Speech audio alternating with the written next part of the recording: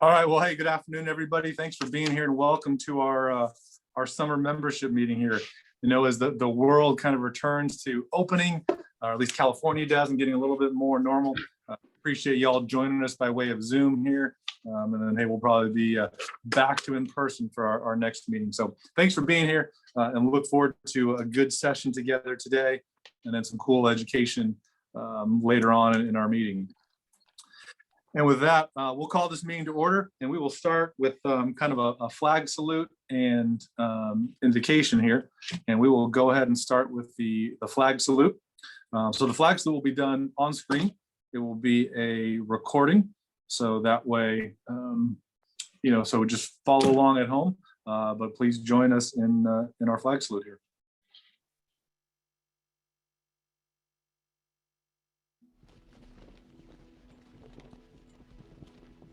I pledge allegiance to the flag of the United States of America and to the republic for which it stands, one nation, under God, indivisible, with liberty and justice for all.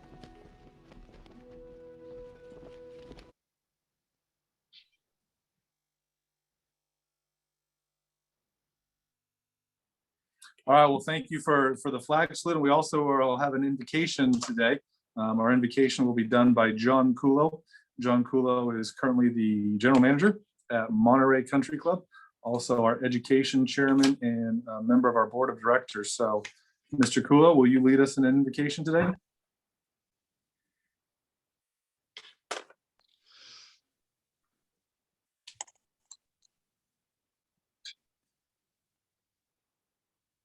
Mr. Kulo, are you there? Yes, sir. Can you hear me? All right, loud and clear. Could you lead us in an invocation today? Yes, sir. Bow our heads. Heavenly Father, thank you for this opportunity to gather. Although we're not able to gather in person yet, thank you for this opportunity to connect digitally. And thank you for the health and the well-being of all the attendees and our families. And our hearts and prayers go out to those who have been infected by this terrible pandemic. All God's children say, amen. Cool. Thank you, John. Thank you for doing that. And again, thank you to everybody for being here and participating. With that, we want to move into an approval of the 2020 annual meeting minutes. So with that, we will turn over to Dr. Allison Kurt, our secretary of the section. So Dr. Kurt. Hello, good afternoon, everybody. The minutes from the 2020 annual meeting have been reviewed and accepted by the board of directors and will be posted on scpga.com within the next day. So if you have any questions, feel free to reach out. Thank you. Dr. Kurt, thank you very much for that and going over the minutes. The next item on your agenda is the reports.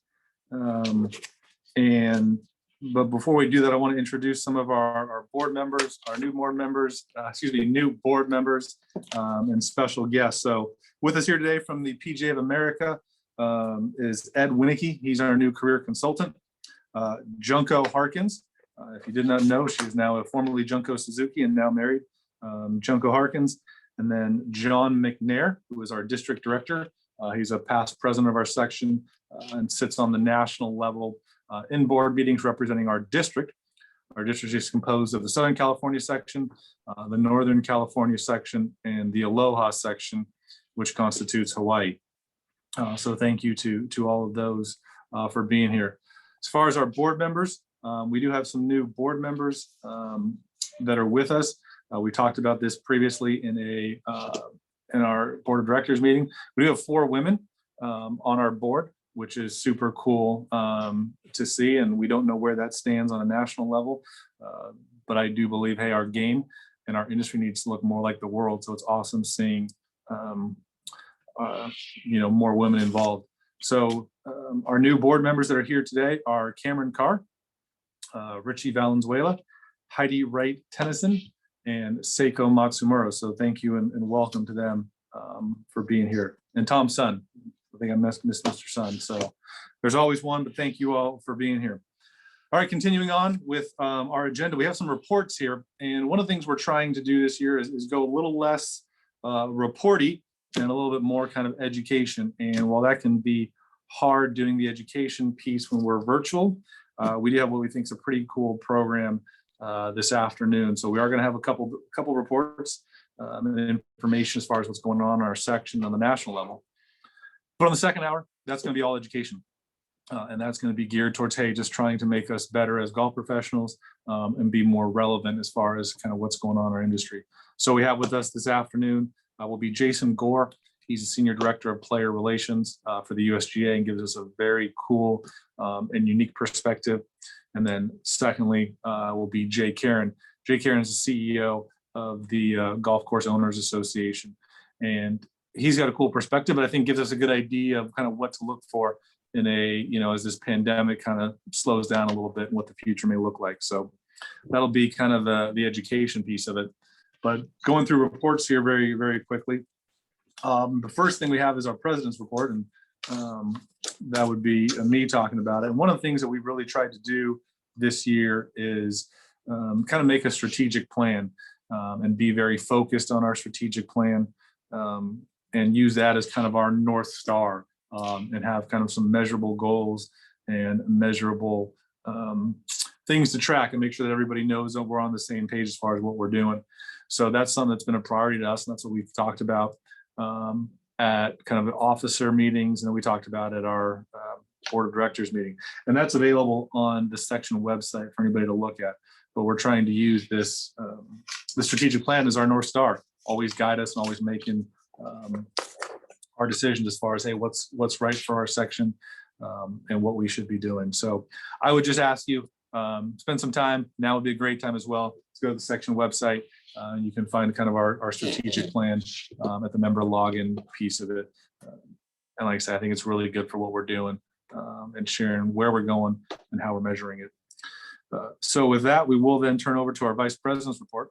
Our vice president is Mr. Eric Lohman. Eric Lohman is the general manager at Monarch Beach Golf Links. So Mr. Lohman, can you share with us your report? Perfect. Thank you, President Shelton. Appreciate the opportunity to serve on everyone's behalf. I am charged with reviewing the financials and presenting them to the membership. So I just wanted to give you all a little bit of a highlight. I know that through May 31st, the income statement of the section reflects a combined positive variance to budget from all three lines of business. So that's very good news. Through these turbulent and unusual times, the section is being very fiscally responsible and leading the charge with that. So we're in the black, which is awesome. So thank you, section staff and leadership. One of the other items that's really important to our section and to the financial stability of our section is our investment portfolio. And I can say that, as we all know, the market has been very productive the last few years, and our accounts certainly are reflective of that. We currently are sitting on about $13 million of those funds, which we utilize each year as we pull monies from those funds, around 4%, to help subsidize some of our player development and membership activities.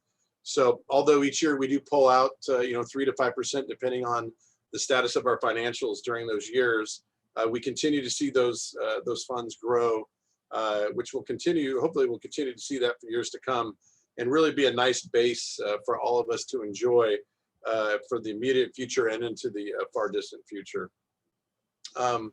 And obviously, for anybody who's interested in looking at the balance sheet or statement of activities, we certainly can provide those to you as well if you're interested in reviewing those in a more detailed format. But I just wanted to say a brief note to Jeff and Jeff Johnson and Christy with the section office. They lead this charge for us. They do a wonderful job. Kudos to them. And obviously, Canterbury is our financial advisors out of Newport Beach. For those of you who are not that familiar with Canterbury, and I was not as much 4 or 5 years ago, they do a wonderful job and at a reduced price for us as well.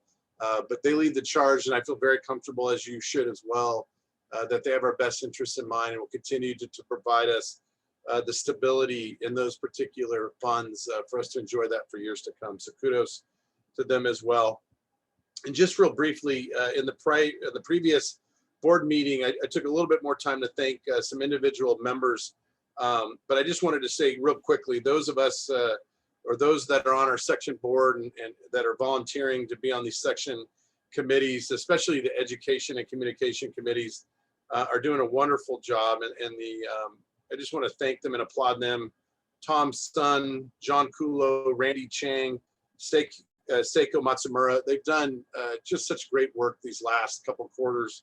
And the section staff, which supports us and supports them, is really doing just a fine job with education engagement and what I like to refer to as virtual fellowship. Unfortunately, we can't get we can't be in person that frequently, or not the way that we're used to or that we'd like to. But I feel for one that they've done a great job kind of biding us time until we can all get together again, which hopefully will happen here in the fall. And finally, I just want to say thank you to those golf professionals who have the ability and the wherewithal to volunteer their facilities for us to play. And I know I thanked Jim Gormley, Derek White, Paul Devine, Hide Yoshinaga, and obviously Scott Hine with the section championship that's coming up. But I know that there's plenty of other golf professionals out there that are making the sacrifice. We've never seen golf courses be this busy. And for anybody who stepped up and volunteered and was able to help us host an event, kudos to you and thank you very much for that opportunity. So again, that concludes my report, and thank you all very much for this opportunity to serve. Awesome, Eric. Thank you very much. And like you say, there's a lot of good stories to tell from our financials, and a lot of thank yous to be had to our staff and to our section golf professionals who make our section better. So well said. Dr. Kurt, would you share our secretary's report? Absolutely. So a few membership notes. Southern California does remain the third largest section in the country with a total of 1,299 members. Currently have 267 associates.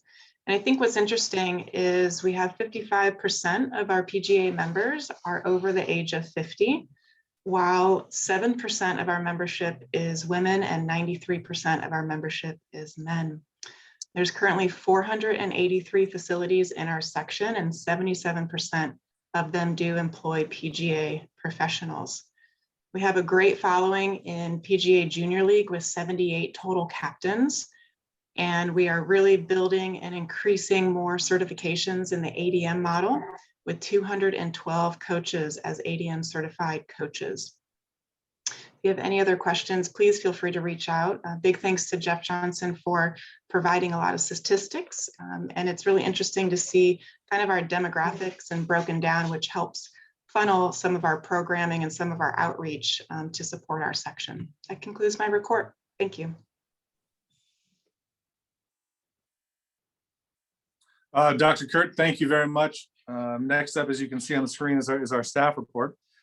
If you did not know this about Tom Addis, he was the national president of the PGA of America from 1995 to 1996, and also the 1989 National PGA Golf Professional of the Year. So we're very fortunate to have Tom as our executive director and CEO, a man with a great heart for golf and well regarded and well awarded from all the things he's done in his past. So Tom, thanks for taking the time to be with us and leading our organization, and the floor is yours, sir. Well, thanks, Robin, and thanks for the compliment. Appreciate that. It's been a great time, that's for sure. Just a couple things to talk about here very briefly. Most of our staff's on this meeting, and I'd like to thank, I'm not going to name them individually, but we really appreciate every one of our staff members, our team members, what they've done, not only just recently, but throughout this past year and 3 or 4 months to provide activities to keep their interest high for our members and our associates. And I'd just like to thank our staff publicly, and especially Jeff and Nikki for their leadership over that same period of time. And you too, all of you, for accepting the responsibility through the pandemic to keep golf where it is, keep us on course with your care in regards to the protocols that are out there, and help our staff when we have an event manage those as well. So thank you all for that. We appreciate that. it looks like we're coming out of the strict times, we hope anyway. And we had our first shotgun yesterday, which is kind of great to see everybody in one place. That was a lot of fun. But again, thank you. Thanks to our top-notch team at our headquarters building and out in the field. So again, thank you.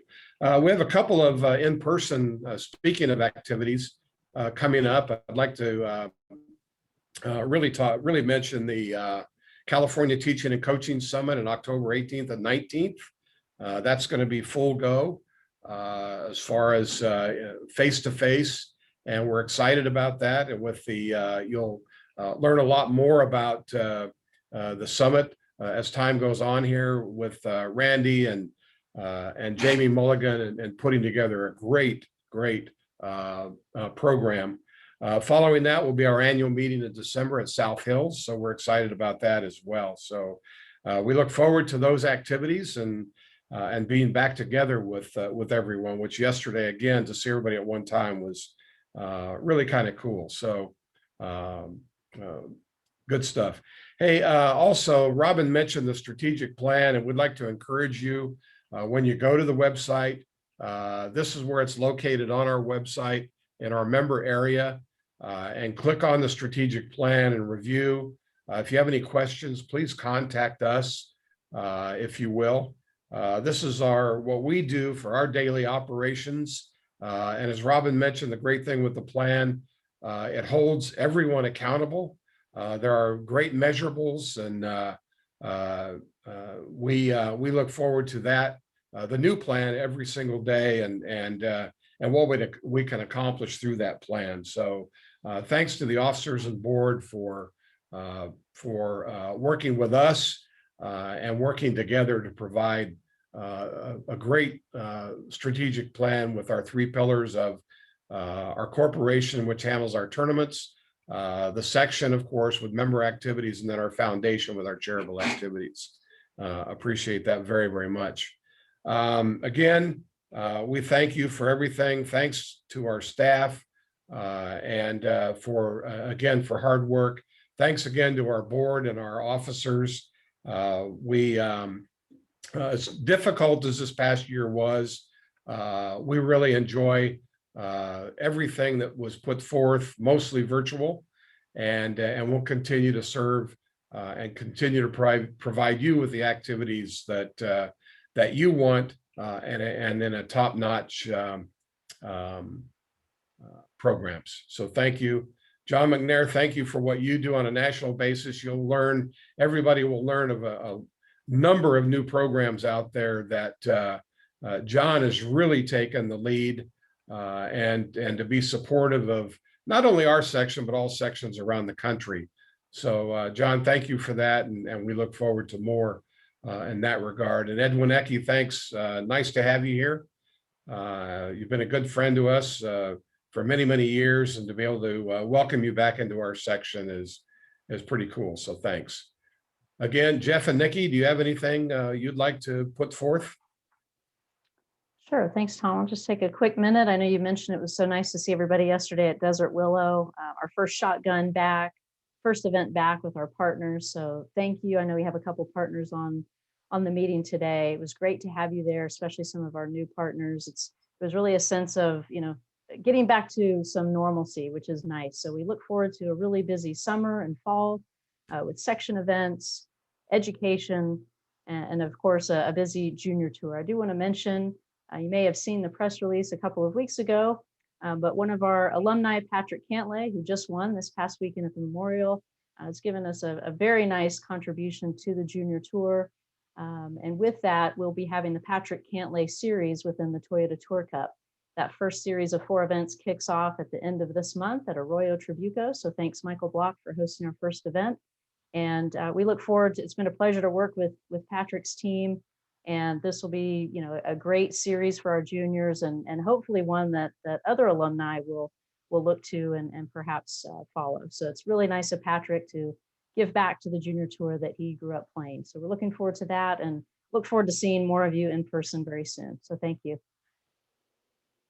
Yeah, and I would just I couldn't embellish that, because agree with absolutely everything that was just said, but what an extraordinary section this is, and what an extraordinary opportunity it is to be of service and of help, and nothing but good days ahead. So thank you. Thanks, Jeff and Nikki. And Robin, thank you again, you and your officers and the board, for all of your support, especially over this past year, that made our job meaningful and a little bit easier. So thank you for that. Well, hey, I would say, A, you're welcome, and secondly, it's not yours, it's ours, and we're all in this together. So take some pride in that. Hey, we're on the same team, and it's our officers, our board. And with that, Tom, I give you credit for 2 meetings in a row, ending on time or ahead of schedule during your meeting. So, what's the world coming to? The stars are aligning.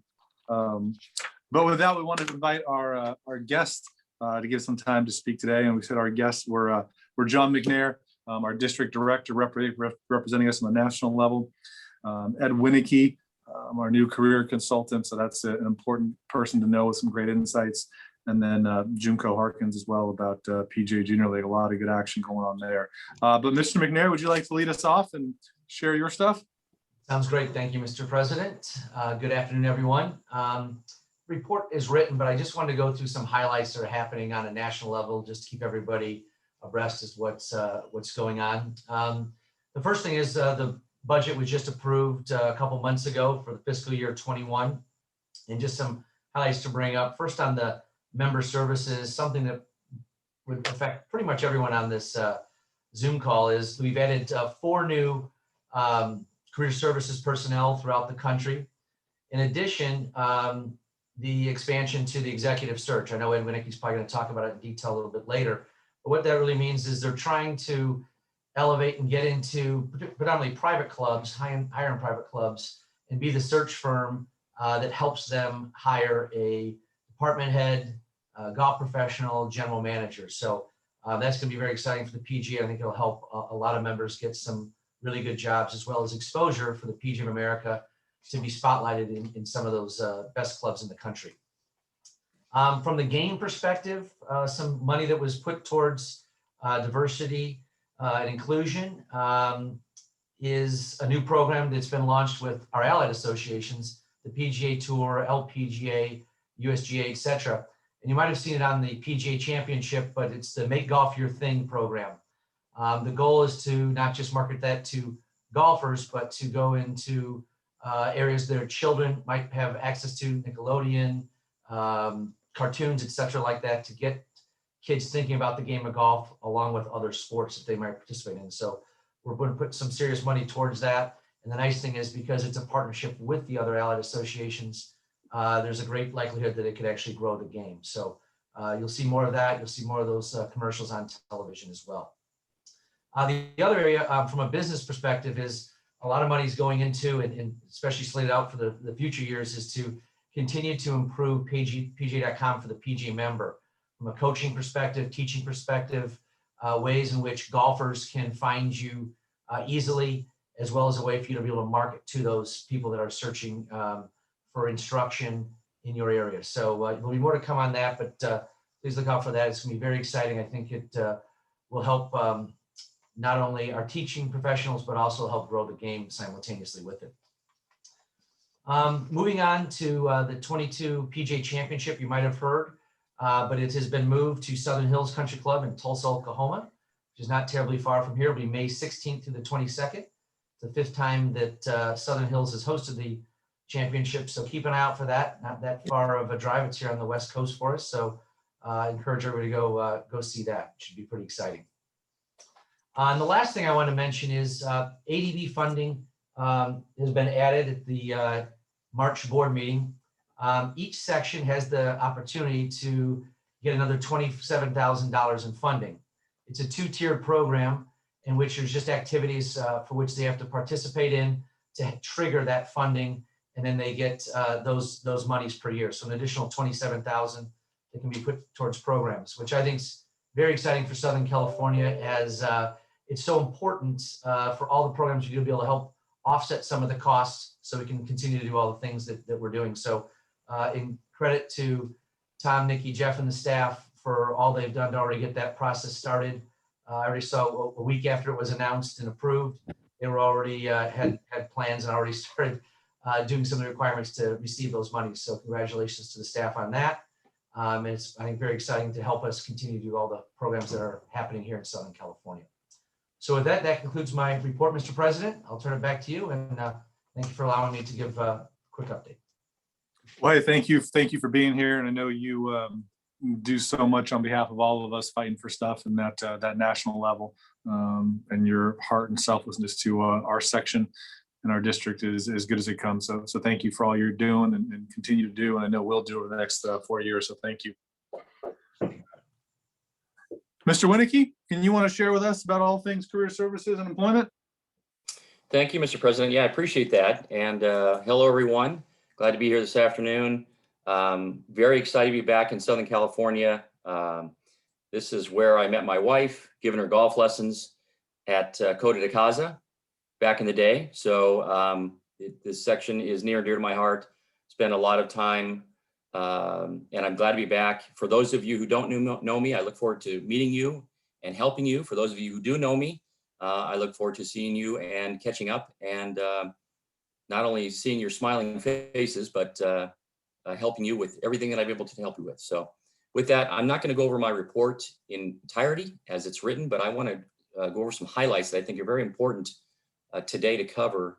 As John had mentioned about, we had added 4 new junior consultant roles into our career services department for the PGA of America.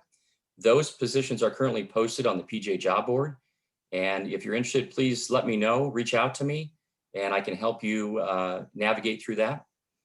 In addition to that, we've updated our PGA job board as a whole. So to make it easier for you, members and associates, to look at any postings or to actually post jobs for yourself or your own facilities as you are looking to hire assistant professionals, head professionals, so on and so forth, director of golf. With that being said, part of my report talks about the need for assistant professionals is greater now than it's ever been. And for those of you in the hiring positions that are on this call to have the ability to hire assistants, please note that if you can look at my report, and I'm going to do more presentations and messaging to all of you here in the near future to help you with this, but there's many creative ways to help assistants make more in benefits and money than just bottom dollar. So more to come on that.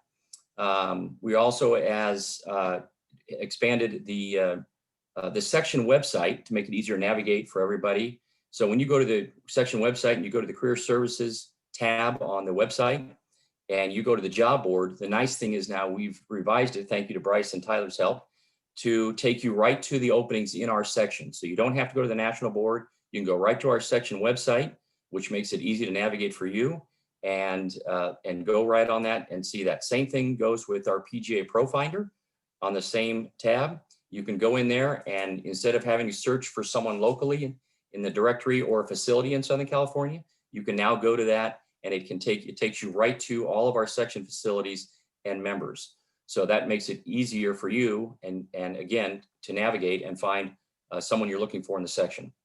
The last thing I want to talk about is something we're expanding even greater, and John had mentioned this earlier, is our PGA executive search. Our goal is to raise the bar, raise the value, and raise the compensation for PGA professionals in every position, and that's not going to stop.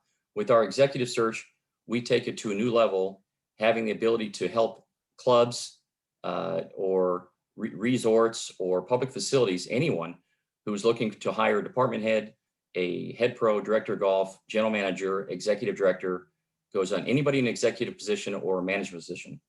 We will take those and help help the club find the right people and best fit to raise for their facility. So more to come on that. That's my update for today. Again, I'm happy to see everybody virtually. I look forward to seeing you in the future, whether it's at a meeting or an event. And I'll be reaching out to you very soon. So thank you very much, Mr. President.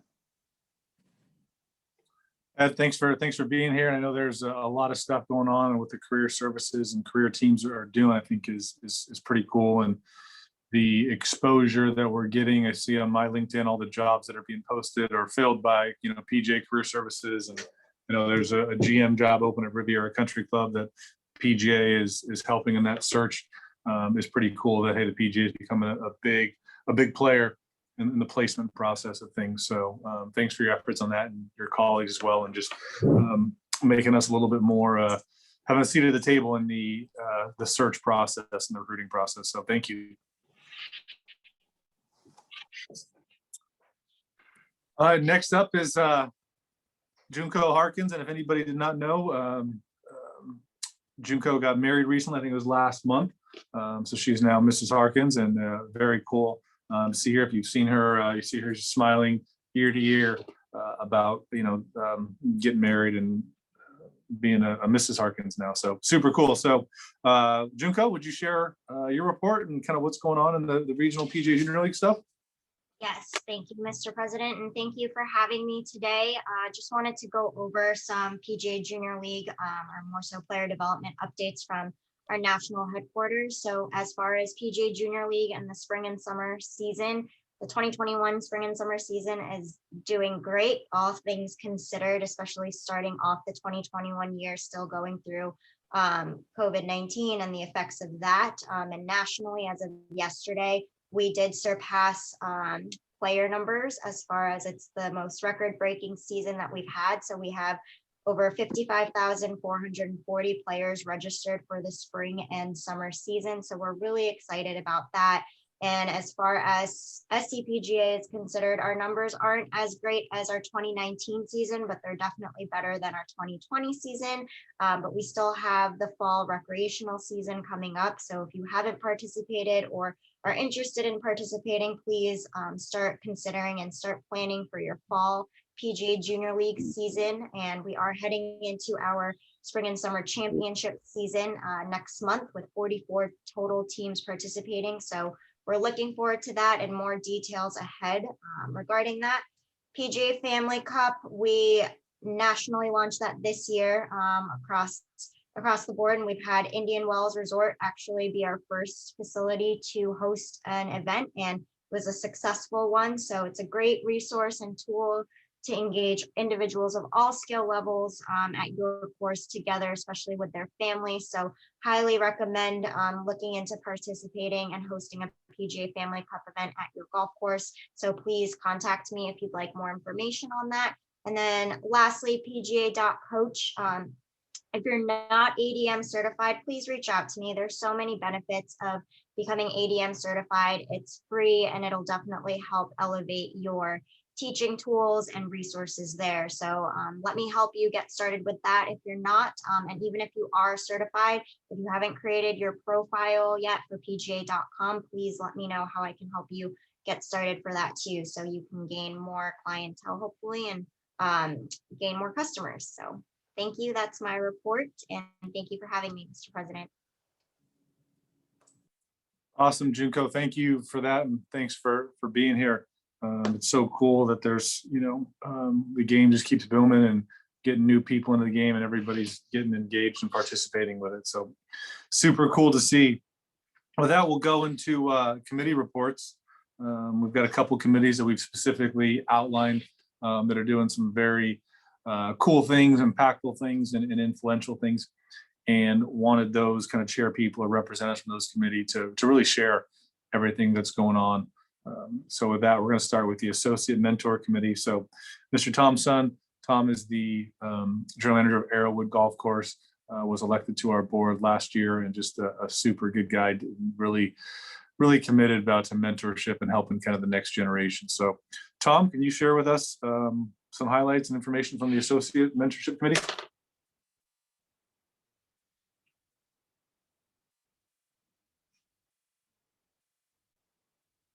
Tom Sun, are you there?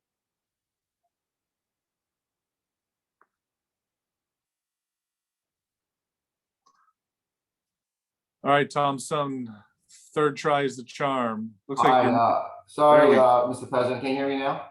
Loud and clear, sir. Thank you, Mr. President, for the introduction. Again, I'm Tom Sun, the chairperson for the Associate Mentor Committee. I'd like to give you a quick update, if I may. So basically, thanks to our committee members, we have established 3 platforms to serve our associates better. One being the mentorship program. We have rolled out the mentorship program for the rest of the 4 chapters of our section.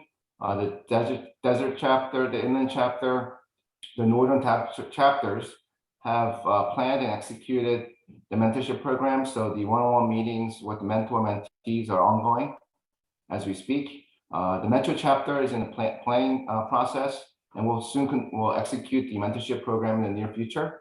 One of the highlights for the mentorship program is the competitive events. We will have our first inaugural SCPGA mentorship competitive event at Monarch Beach next Tuesday. For those mentors and mentees, if you're interested, please sign up and let me know. Second is the Associate Monthly Town Hall. It's an educational series to assist, train, and educate associates on the relevant agenda related to them. It started in April of this year. We had the Player Development Committee, Josh Alpert, Anthony Leone, and Junko Harkins provided excellent presentation on program development. Last month in May, we had Blake Jurgis give us a great presentation on lesson organization. And this month, the last Wednesday, June 30th at 5 p.m., we will have Henry Brunton as our guest speaker. So those associates on the call, please try to make the town hall the last Wednesday at 5 p.m. To be educated on this topic.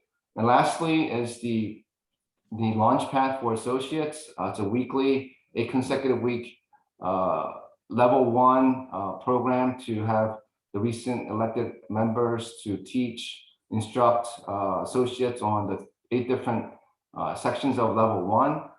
John Kulo and I have been completed the first 2 series already last year and this spring.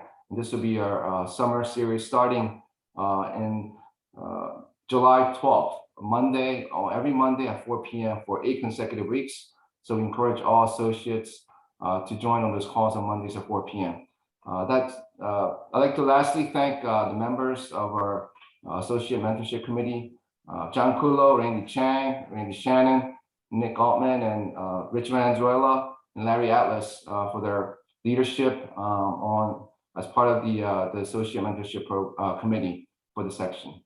That concludes my report, Mr. President. I'll hand it over to you. Well, thank you, Tom. Appreciate all you're doing to help our associates and next generation of golf professionals. Next up, you can see on the screen is our Education Committee. Our Education Committee is led by John Kulo. John is the General Manager at Monterey Country Club in Palm Desert. And John has done just an incredible job with all things education.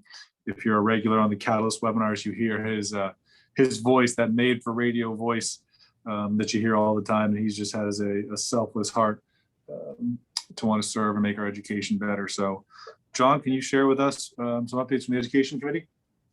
Absolutely. Thank you, Mr. President. The Education Committee has 3 components, all virtual, that are available now for members to gain MSR points and pick up valuable education along the way. The Catalyst webinar series, which is the bi-weekly educational platform. Now, since COVID came out, we've been meeting on the Catalyst webinar series on a weekly basis. The summer months, we are sliding back into a bi-weekly format. We're going to try to stick to that every other Thursday curriculum. There will be some consecutive Thursdays in there, but we will stay clear of the last Thursday of the month for the associate town hall meeting. And just a general super busy summer from an education, tournament, and junior golf standpoint. On the docket for this week, we've got Donna Otis, CCM and CCE General Manager out of the Bridges at Santa Fe. And then July 1st with President Shelton presenting on the Big Ten, what the SCPGA is working on and how it affects you. Tom Sun talked about the Launchpad Associate workshops that are starting up.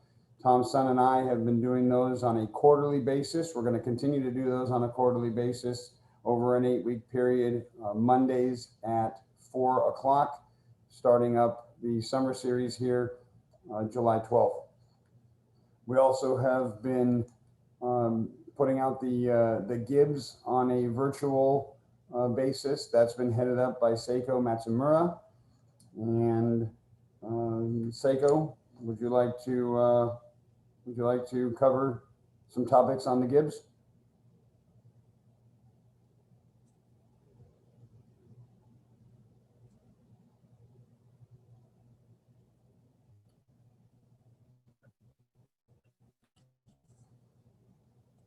Well, the Gibbs, Seiko, the Gibbs is a monthly training and education on Zoom every 3 months. Topics on how to increase your value in the marketplace. The work-life balance. There's 2 webinars so far on 4:30 and 5:28. Presenters were Seiko and Aki Matsumura, Satima Gali, and the results coach to CEOs and entrepreneurs and Super Bowl champions. That's all I have for the Education Committee, Mr. President. Thank you very much. Cool, John. Thank you for sharing that stuff, and thank you just for what you do. Because like I said, I know you've got a selfless heart for education. And one thing I would point out is that all of these things are available on YouTube. The section has their own YouTube channel. If you miss it, if you can't make it. So for me, Thursdays at 8 a.m. are tough for me at my club. But I like to listen to a lot of the Catalyst webinars and the Gibbs series on YouTube. I listen to as I'm driving into work or going home. So if you haven't done so, check out the YouTube channel. There's a lot of good information there, or just the recaps or the rebroadcast of some of the Catalyst webinars and such. But keeping on with time, communications, Eric Lohman, he's our vice president, also chairs our communications committee. Mr. Lohman, can you share some updates on the communication side of things? Yes, thank you, President Shelton. I think we all can take credit for being master Zoomers. So congratulations, you can put that on your resume, pulling all this off. Real quick, we had a meeting last week, went really, really well. I just want to thank Kim Falcone, Vinny Britannia for being the members that were on the call. And then we have 2 different people who represent their own companies, Chris Lohman with Saint Street and Zeb Walborn. It's always nice to be on a committee with people who really know a lot more about what we're talking about than I do. And obviously Frank Moore from the SCPGA. Just for those of you who don't know, Frank, who runs the communications for the SCPGA, is also on our committee. And we're looking at ways to partner up more with the SCPGA, and to have Frank's expertise is also an additional benefit to all of us. But with that all being said, I'd like to defer the rest of my 12 seconds to Nikki Gatch. Nikki and Bryce, who do all the heavy lifting with Tyler Miller from the section, deserve most of the kudos. So thank you all.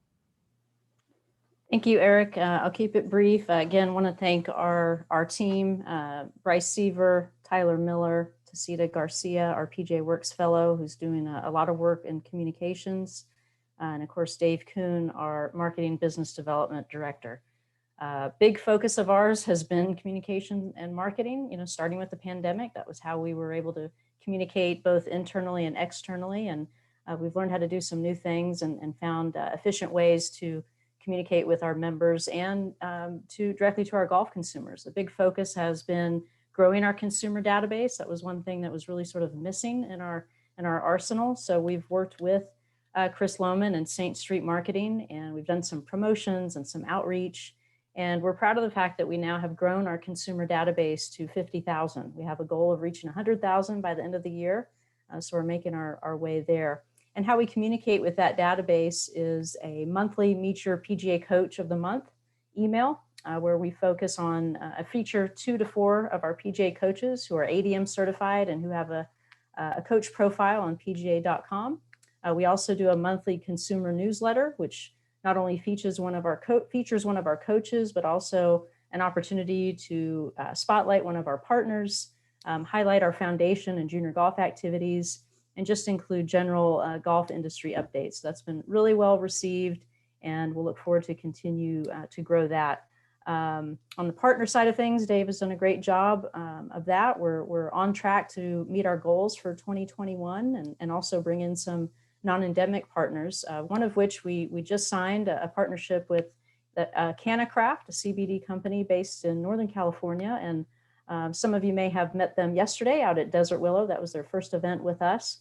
What's really exciting about that partnership is it's the first partnership we've done in collaboration with the Northern California section. So we're really excited about that, and look forward to potentially doing more partnerships in collaboration with our friends up north. We feel it gives a great exposure to a partner, to have exposure to the entire state. Not only our PGA sections and the reach we have there, but also directly to our golf consumers. So we look to do more with that, and thank you for your time. Cool, Nikki. Thanks for sharing all those updates. Player development, Anthony Leone. Anthony's on our staff and has just been doing a terrific job over the last year, 2 years, and really just having a big impact on all things player development on so many different levels. So, Anthony, can you share a little bit about that and share what the committee is doing? Sure. Thank you, Mr. President. Regarding player development, I know you've heard obviously our PGA.com profile and ADM certification here 3 to 4 times. So that's really important. And to get a little bit more in depth to that, that's really kind of our way to help promote what you're doing at your local facility. Again, as mentioned in the communication report, we send out a monthly email highlighting 4 of our professionals, and we're really looking for more professionals to highlight. So if you feel like you have something unique to offer and you'd like to get out in front of our consumer base, I really encourage you to reach out and we can help you do that.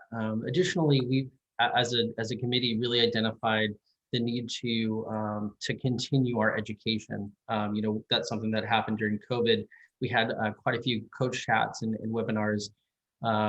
And even though they're, not everyone's able to attend, we do have those cataloged in the back end of our website. So on the members area of our website, you can search a myriad of different educational opportunities, everything from summer camps and the best way to deliver summer camps to effective communication. And these are people who are both in the golf industry and outside of the golf industry, maybe offering a little bit of different perspective. Last thing is, if you have a group outing or a group program that you would like to promote, I know that the national team is working on helping our professionals get more information about particular group programming. As an example, clinic, maybe a ladies clinic or some sort of special event. We'd love to help promote that for you as well. Thank you, Mr. President. Cool, Anthony, thank you.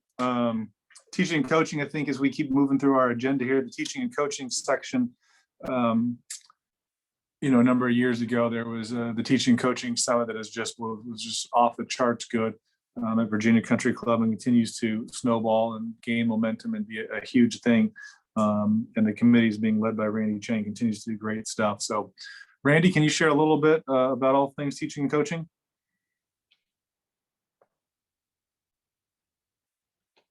Hi, Robin. Loud and clear, Randy, when you're ready. Oh, okay. Thanks. Hello, everybody. Just a quick report. We were able to have our youth summit. It was in March 22nd, which was highlighted with George Pinnell and Rose Zhang. So we're happy, thanks to Josh Alpert and the work he did to put that all together so we could still have that virtually. Our main thing that we're working on now will be the California Teaching and Coaching Summit, which will be one of our first things we'll be holding live, here at Journey at Pechanga. And we're very excited about that. Jamie Mulligan and I will be releasing the names here very soon. We're just waiting on a few more confirmations, but it is looking like to be another really good event, very educational and a lot of fun. So hopefully we'll be able to see the band put back together again. We're looking forward to on doing another nice event. Other than that, thank you, Mr. President. Cool, you get me a little scared when you say the band, but I'm not sure if that's the figurative band or the literal. Either way, thank you for what you're doing.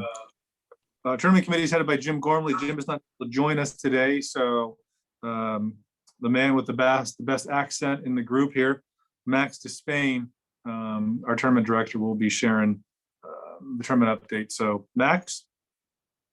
All right, thank you, Mr. President Shelton. Appreciate that. Happy to report that each section event for this season have had full fields. We've already had over 2,000 rounds with over $320,000 in prize money paid out this year. Also happy to report that the COVID tournament protocols have been updated and they are now eased, which allows for shotgun starts, no restriction to flag sticks or bunker rakes. Partners are back out at the tournaments, allowing double riders. And all this is effective immediately for section, division, and chapter events. This is also posted on SCPGA.com. I also want to make note that the registration for all national qualifying are now open, and registrations are handled through the PGA of America. This year's section championship will be at the Farms on September 13th through 15th. That registration closes August 5th or August 25th. The senior section championship will be at PGA West Stadium Course on August 23-24, and that registration closes August 4th. And then the assistants championship will be at Victoria Club on July 26th, and that closes on July 7th. So please be sure to get registered for those national qualifiers. We've also updated our tournament attire policy that will now allow shorts year-round. We've also updated to be non-binary. The California State Open is slated for the end of this month at Bear Creek, and the qualifiers will be kicked off this Thursday, and all qualifiers now have a full field. We're currently working on the 2022 tournament schedule that's been pieced together. And if any of you are interested in hosting a section event and next season, I would love to hear from you. I also like to make mention that it was mandated by the PGA of America that all tournament earnings must be issued via ACH, and physical checks are no longer. So all members must be enrolled into Workday. And if you're not enrolled and you have a tournament earnings, we will be in touch, but I just want to bring that to your attention in case you do get an email from myself or Christy about getting enrolled into Workday for your earnings there from tournaments. And then lastly, I just want to give a special thank you, a shout out to Steve Monday, who's my right-hand man, for all his hard work. And it's always a pleasure working with him. And we both look forward to seeing you at a future event soon. And please reach out if we can ever be an assistant. That concludes the tournament report. And thank you, Mr. President. All right, Max, thank you. We are, what's left is Tony Latendre has a foundation and a Hall of Fame report. So Mr. Latendre, the time is yours. Thank you, Mr. President. And at the respect of everybody's time, we'll keep this very brief, but just a couple of quick hits that I think are pertinent for everyone to know. Starting with the foundation, the success of the 4 Youth Pro-Am that we did out at Palma Valley. Special thanks to everybody at Palma Valley for hosting that event, but we raised just short of $90,000 for both the SCPGA Foundation as well as the Haley Moore Foundation. For those of you that don't know, Haley Moore now plays a little bit on Symetra, I think, and the LPGA Tour. I believe she just qualified for the US, or just played in the US Open, I should say, US Women's Open this year, which is great for her. But she's an alumni of our programs and doing her part to give back. So we're very excited for that. It was a very successful event out there at Palma Valley. So thanks to those who participated in bringing teams, and we'll hopefully make that a little bit bigger event next year. Also, thanks to donations that we've received, we've been able to provide lessons to some of our clubs for youth participants or recipients, I should say. Those that have received clubs will now get a lesson from a PGA professional. So thanks to all of those who are involved in that. And if we keep getting the donations there, we'll keep growing that program and provide more lessons from their local golf professionals. Lastly, last little thing I'd just like to mention, we did have, because of New Vision Federal Credit Union, Mountain View Country Club, as well as the Metro chapter here in our section, collectively, they have gained, or they have donated more than $20,000 for our Clubs for Youth program and to PGA Hope, growing both of those programs. So I think those were just a couple of key things that needed to be mentioned, and a couple little shout outs there. Anything else that's going on foundation wise, you can certainly see it on the website. Talk to Matt Gilson at the section office. Big kudos to all of them and all of the driving that they're doing of our foundation programs in order to raise money and to provide golf in all sorts of areas. We're growing on the growing in the inner city level and the outreach and trying to get golf to so many more people. They've really done a nice job doing all that. So as long as we keep that going and keep your members and those of you that donate, thank you very much. It's very important that we continue to do that. The last little mention I'd like has to do with the Honorary Life and the Hall of Fame awards. As you know, we go through the special awards process every year, but a lot of people don't realize that they can, throughout the year, make a nomination for an Honorary Life member of our section and or a Hall of Fame member. So just something that's important, that those nominations can come from the general membership. They don't have to come from the committee or from the board. So if you know somebody that is worthy of recognition or needs to be considered for one of those prestigious awards, please reach out to either one of the past presidents or somebody on that committee or the section office. They can always help you. So talk to Tom, Jeff, Nikki, anybody there can help you. So as always, if there's anything I can do to help anybody or to answer any questions, you can reach me at Dove, and we'll talk to you soon. Thanks for being here, everybody. And thanks for the time, Mr. President. Awesome, Tony, thank you very much. We are basically starting our second hour, which is kind of our education piece. We do have Jason Gore lined up for a kind of a 5 o'clock start, and then Jay Karen, the CEO of the Golf Course Owner Association, for a 5:30 start, which I think should make for some great education as far as what's going on the USGA, and then Jay Karen to talk about the industry and the future of the industry, kind of in a post-pandemic world, or as the pandemic slows down a little bit. So, but with that, want to see if there's any calls for old business. Any calls for old business? Second call for old business. All right, let's go to new business. Any calls for new business? And final call for new business. All right, with that, we will jump into the open forum. If anybody's got any questions, anything they want to address, or just any questions, you can type those into your chat box there. The chat box is the Zoom chat box on the top right of your screen. So if anybody's got any questions, feel free to type those in.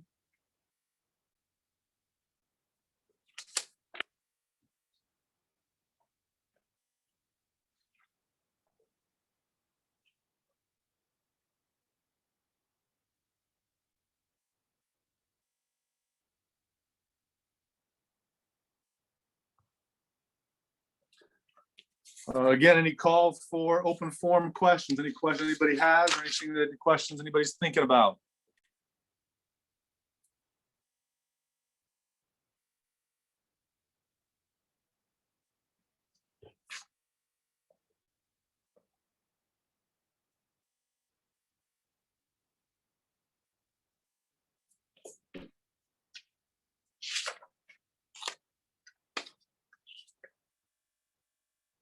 The only question that I have seen is a women's committee report. The women's committee, we basically kind of went through as far as the committee reports and trying to be less report based and kind of be more education. We cut out a few of the committee reports just for the interest of time. The women's committee report, though, is available online on the member website. Any other open forum questions?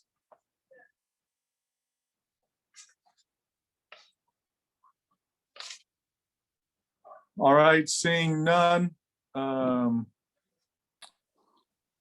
Okay, we got one that came in. It says, Is the workday free to sign up? I'm not sure I understand what that question is, but Nikki Gatch, do you know what that might mean? The workday? Scott, I'm assuming you're referring to Workday, which is what the section is using along with PGA of America for all finances. And as Max reported, all tournament purse payouts will be done through ACH direct deposit. So you do need to sign up for that if you haven't already. And yet there's no charge for you to do that. So if you do need some help, please reach out to Max and he'll be able to help you through that process. If you were referring to something else and I messed up, please submit another question. Thank you. Thank you, Nikki. Cool, looks like we got that question. Any other questions for the open forum? All right, final call for open forum questions.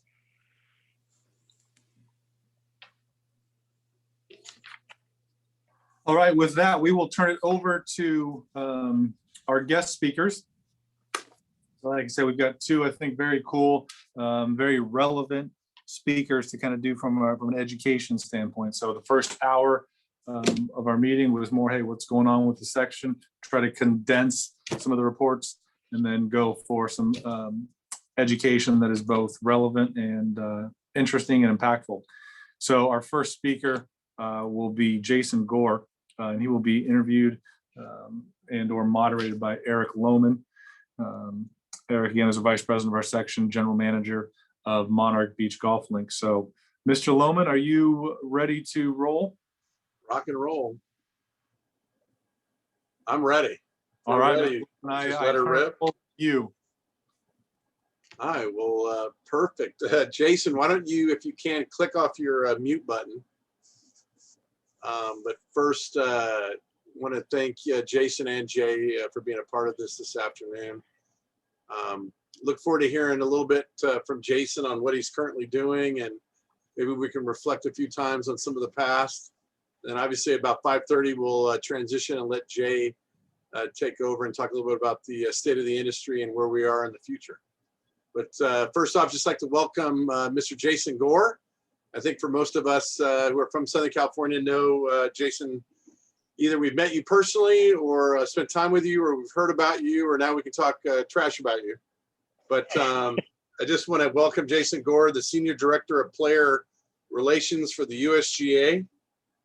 Just a little brief background on Jason. And I didn't steal this from Wikipedia. I just took this from the top of mind. So if I mess this up, I apologize. But Jason is a long tenured participant in the SCPGA Junior Golf Program. As a young buck, he grew up in the Santa Clarita area and was a frequent player at Vista Valencia Country Club, where he honed his craft. Would love to hear a little bit about that. And then obviously out of high school, was one of the better junior golfers in the country and went to one of the better teams in the country, at the University of Arizona, where he played for Rick LaRose, where he was also, I believe, twice Pac-12 individual champion, if I'm not mistaken. That's so right. Far, so good. Yeah, like I enjoyed enjoyed getting my ass kicked those two times. Where then he transferred to be closer to home, where he moved to the beautiful and majestic Pepperdine University up on the foothills of Malibu, where he became a national champion with his team. I think, if I'm not mistaken, maybe the first and ever, or until recently, national champion at the University of Pepperdine. And then he went on to a great career of the Nationwide Tour, or I'm not sure what it was called back then, where he won an event or a few of those. And then he made it to the PGA Tour, where he won one of those. And so far, so good. And then obviously we know Jason left the tour and went to go work for the USGA. And now he's very involved with a lot of their major championships, obviously last week in San Francisco, where we all got to watch what a beautiful facility, Olympic Club, and a really nice event up there. And then in 2 weeks, you'll be involved with the PGA or the US Open at Torrey Pines. Jason, first off, how is your golf game, and do you miss playing competitively on a daily basis? I just had back surgery. Hello, everyone, and thank you so much for having me. I greatly appreciate it. I have so much respect for all you men and women, all what you do, and you've been such an influence on so many great players. So thank you. First off, but yeah, my golf game's actually better. I just had back surgery December 1st, so I'm back to playing. I feel awesome. It's the only part of me that doesn't hurt. So we're getting back to playing. I'm right now. I don't know if you can see behind me, if you can even see. I'm at Torrey right now. We're out actually doing some hole locations, and in true USGA fashion, we're going a little over time, and so we're on 7 right now. We're only supposed to do 9 holes, and I thought I'd be back, so I apologize for standing here on my phone with AirPods on, but it's yeah, the game's good. I do miss it a little bit. I miss it until I go out to a PGA Tour event and see these guys beating their brains in Monday and Tuesday, and then I go, no, I don't miss it anymore. So it's amazing how good I used to be, just in my brain, not knowing darn well I wasn't that good, but yeah, seeing these guys going out there and just wearing themselves out, even the girls last week. I mean, gosh, that was my first full week at a LPGA Tour / US Women's Open, and can't begin to tell you how impressed I am with them and how much they love the game and how much having the Olympic Club meant to them. So it was so awesome to be a part of. But it's special. It's the game's in a great place right now, and thanks to a lot of you all. No, I appreciate that, Jason. And there are a lot of great people in our section that have helped a lot of juniors like yourself make it to a higher level. And you certainly had been at the pinnacle, and for a lot of us, you're still there. So I guess it's just real quick. Do you envision, and maybe now is not the right time, but do you envision trying to make a run maybe at the senior tour? Or I've thought about it. I mean, of course, I miss competing, and I see the leaderboards, and I see all my old buddies up there playing really well. But I think right now I love what I'm doing. I'm surrounded by a lot of great people at the USGA, and even watching our relationship with the PGA grow, since through COVID, how much better partners we became. But I want to be ready just in case, so I'm going to continue practicing. I'm going to continue trying to get my body in a better place than it's been in ever. And just try to at least have the opportunity. Like I said, I love where I'm at. I really have no premonitions about going there, but I at least want to think about it. I don't know if I just completely answered that without giving you an answer, but I love and miss the game. So we'll see. I'm playing in like the Met Open and stuff like that. So that's more my speed now. I go out, wear shorts. My wife will caddy for me, have a good old time. And like that to me is what golf's all about. That's the reason why I love the game. Well, we, selfishly, I think I can speak on behalf of a bunch of people who spent time with you and know you. You have such a great personality, and you're so warm, and we love the way you play. So if you ever do give it a shot, I'm sure you have a lot of fans in your corner. And if you don't, I'm sure the rest of us will just wish you well. And thankfully, you live in New York or back east. You don't live here in Southern California, because I know a bunch of us just wouldn't want to get our asses kicked by you like we used to when we were kids. So we appreciate the move that you made there as well. Yeah, I'm actually going through the testing right now to be able to play in the New Jersey section. So we'll see. I may not have that many people rooting for me if I do that, but we'll see. It'll be fun. It'll be fun just to, just go tee it up and well, with those universities that we talked about earlier, I'm pretty sure that when it comes to testing, that's not your forte. So why don't you take a couple extra days and study? I'll try. I'm trying to find the time, but after March 13th last year, it's been, a lot of golf balls in the air right now. So we'll see what's going on. I signed up actually March 13th. I was at the Players Championship, and I called PGA office, got all my testing materials and all that stuff and all the books. And all of a sudden COVID hit, and that all got put aside. So I haven't even opened or turned on the computer yet for that reason, which I want to. Pace yourself. We have a really good educational group of people in our section. So if you need a little help, just let us know. We're here to help. I need a lot of help. No worries. In regards to your role with the USGA, I know it sounds very cool to us on the exterior. Can you shed a little light kind of what your responsibilities are, and maybe also how were those roles and responsibilities affected by COVID, or how are they being affected by COVID? They're really not being affected so much by COVID, other than answering a lot of questions, you know, like, do I get tested here? Does my kids have to get tested? Yada, yada. And California is, you know, it's not the easiest state for COVID protocols. Not like, you know, we had the Walker Cup in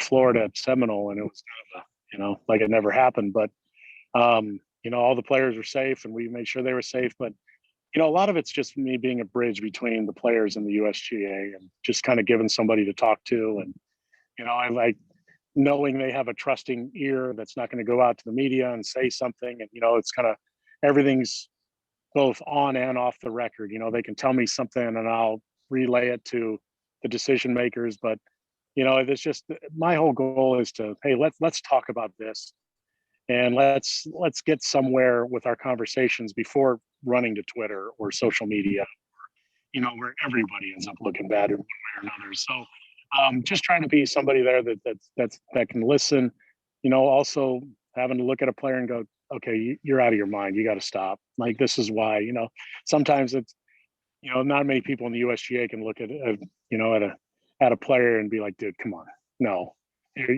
that's insane. You know, like, we're not going to do that.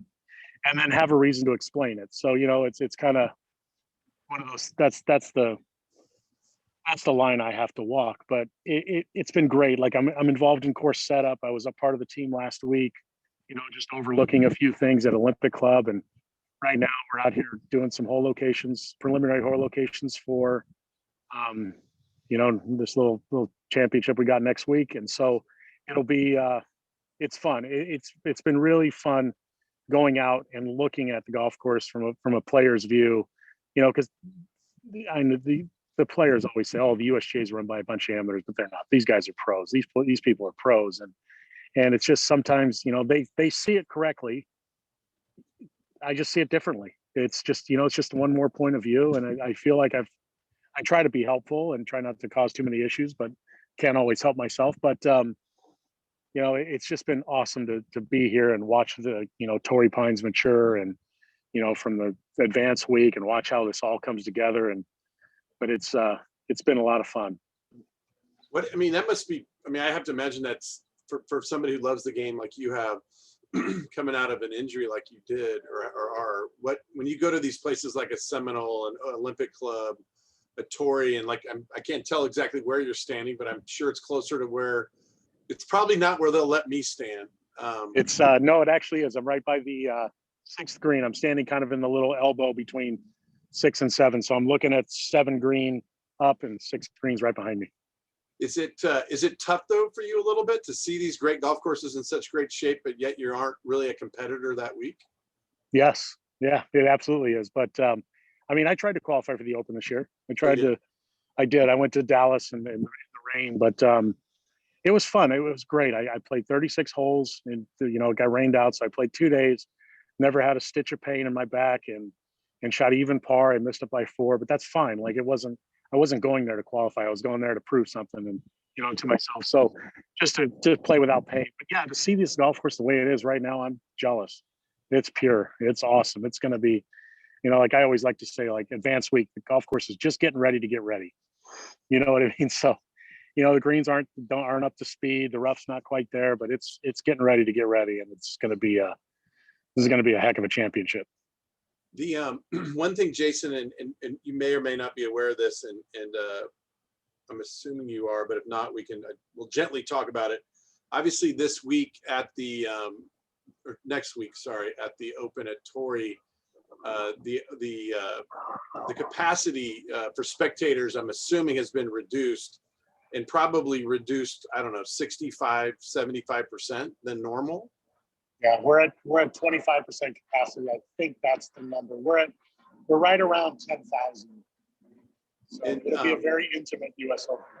It'll be very, and then I could be mistaken, but my guess is because of how far in advance you all have to prep for everything, even if Governor Newsom comes out like he's supposedly going to come out on the 15th, 16th, 17th, and make some sort of declaration, would the USGA be prepared to adjust those spectator numbers, or is the number that you have going to be the number that will be the case? I don't know, but I mean, that we have, I don't know if you can see, we got huge grandstands behind 18. I don't know if I'm pointing the camera in the right direction, but you know, we built out probably up to like 75%. I'm taking a guesstimation there, but you know, we built out for social distancing so we can get these fans in here and give them space. So it's going to look like a UCLA football game, you know, big stadium with not many people there. Sorry, I had to do normal. it. I had to do game. it. I had to do it. A regular season game. A regular season game. But yeah, no. So we got a nice build out here. It's going to look great. It's not going to look like the PGA, unfortunately for us, but you know, it's we got plenty of stands, and it's going to be you know, this is a huge piece of property, so it's going to be incredible whatever the governor decides to do. Well, it might not be on your radar, but unfortunately, traditionally the PGA member would get a complimentary ticket or admittance to these types of events, and unfortunately this year, just not dissimilar to the Masters, we're excluded. And I know there's been a few people who are probably, especially our brothers and sisters who are in the San Diego chapter, who are, you know, right down the street from that club. Unfortunately, this is the one year that it's right down the street, and they would have been able to come and potentially enjoy this with their friends and family. But you know, it is what it is. It's not like, and hopefully everyone can understand that, you know, there's a business that goes with these, and when you start cutting people from the list, those who don't pay generally get cut first, and those who pay the most generally get to go. So the only thing I'll leave it at with that, Jason, is because you are the sounding board of golf and golfers, and us too, the PGA member, we expect for you to roll out the red carpet in LA in 2023. And I know you can just say yes. You don't have to tell us what we're going to get, but just know, we know that you will take care of us, and we will have above and beyond the normal, you know, whatever it is that we would get. You got my word on it. Yeah, this year is, I mean, we'd love to have all our friends come, but you know, it's I just wish it would go away, and you know, it's a shame what happened to people that have lost their lives, but I think we're all ready to get back to what to normal, and you know, as much as just having 10,000 out here is going to be great, but we'll certainly miss y'all, but we'd love to take really, really good care of y'all in 23 at LA. That's all we needed to hear. And obviously for those of us who won't be able to make it this year, we'll be watching on TV and supporting the USGA and all your efforts for sure. Another question I had, or a couple more questions. One, what is your role specifically with what we will see on TV, or for those, the lucky few that do get to come? What is your role in regards to the tournament setup, the course setup, what the players enjoy, that kind of thing? I'll just basically I'll walk the driving range. Like last year, I'll just give you an example of what it was, right? So I was on the range on Saturday night, and I was there, and you know, it was in September, so we lost light quickly. And Justin Thomas walks up to the range, and he didn't have a great day on Saturday. You know, I mean, he just didn't play very well. The golf course I thought was extremely fair, and I just kind of stood there in the background, waited for him to look back, catch eye contact, and I gave him the thumbs up, and he goes, "Dude, it was awesome." He goes, "I just played not well," right? You can fill in what he said. And then Bryson walks up in a kind of a, you know, he was focused.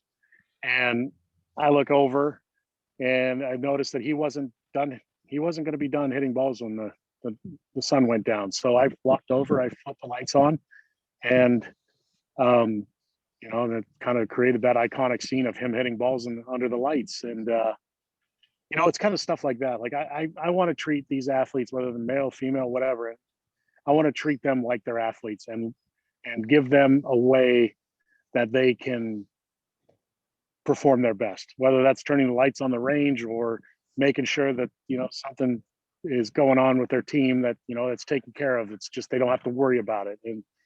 And so like, I'm there to listen to them. I'm getting feedback on the golf course when we play their practice rounds. I've got I've got some go-tos that I go, that I get some good information from. But basically, I'm walking the range, walking the golf course, walking around with some players, asking them questions. What do they think? Is there anything you see that concerns you? How was lunch? How are they treating you well? Everything good? Just kind of stuff like that. Just making sure that everything works smoothly for them outside the ropes so they can really perform inside the ropes. And, if we've had some issues where, like we've had to go into my office and lock the door and we'll just talk it out. And listen, that's fine. I had somebody last week at the Women's Open call me down to scoring and she wanted to complain about the rules official. And it wasn't our rules official. And I'm like, go ahead, just go. Like, if you're going to feel better, keep yelling. And she wasn't yelling. I'm not going to say that, but she just had she had a bad time and she didn't agree with it. And I'm just like, go ahead. Like, I'm not taking this personal.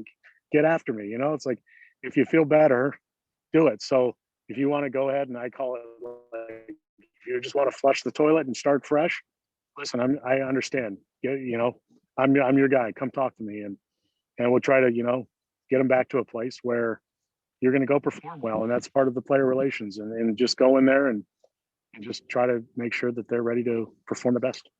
Yeah, no, and I appreciate that. It's too bad a little bit that we can't put them on like a 30-second shot clock and have the timer go off and have like somebody throw a flag or. We'll let the PGA do that along with the lasers. Yeah, with the lasers. How involved are you involved that much with the way the course is set up for those 4 days that they compete? I'm very involved. Like I said, right now, I mean, I've got my putter. We're out rolling putts to preliminary hole locations. Dotting the turn lines in the fairway to make sure when we pull the tape, the USG pulls the tape, so we get their hole locations right. But yeah, we're hitting putts there. We've got 4 already down, and what we're going to do is we'll monitor them up to the day before, and then we'll fudge them here and there to make sure they're right, because these greens will probably get 2+ more feet of speed to them.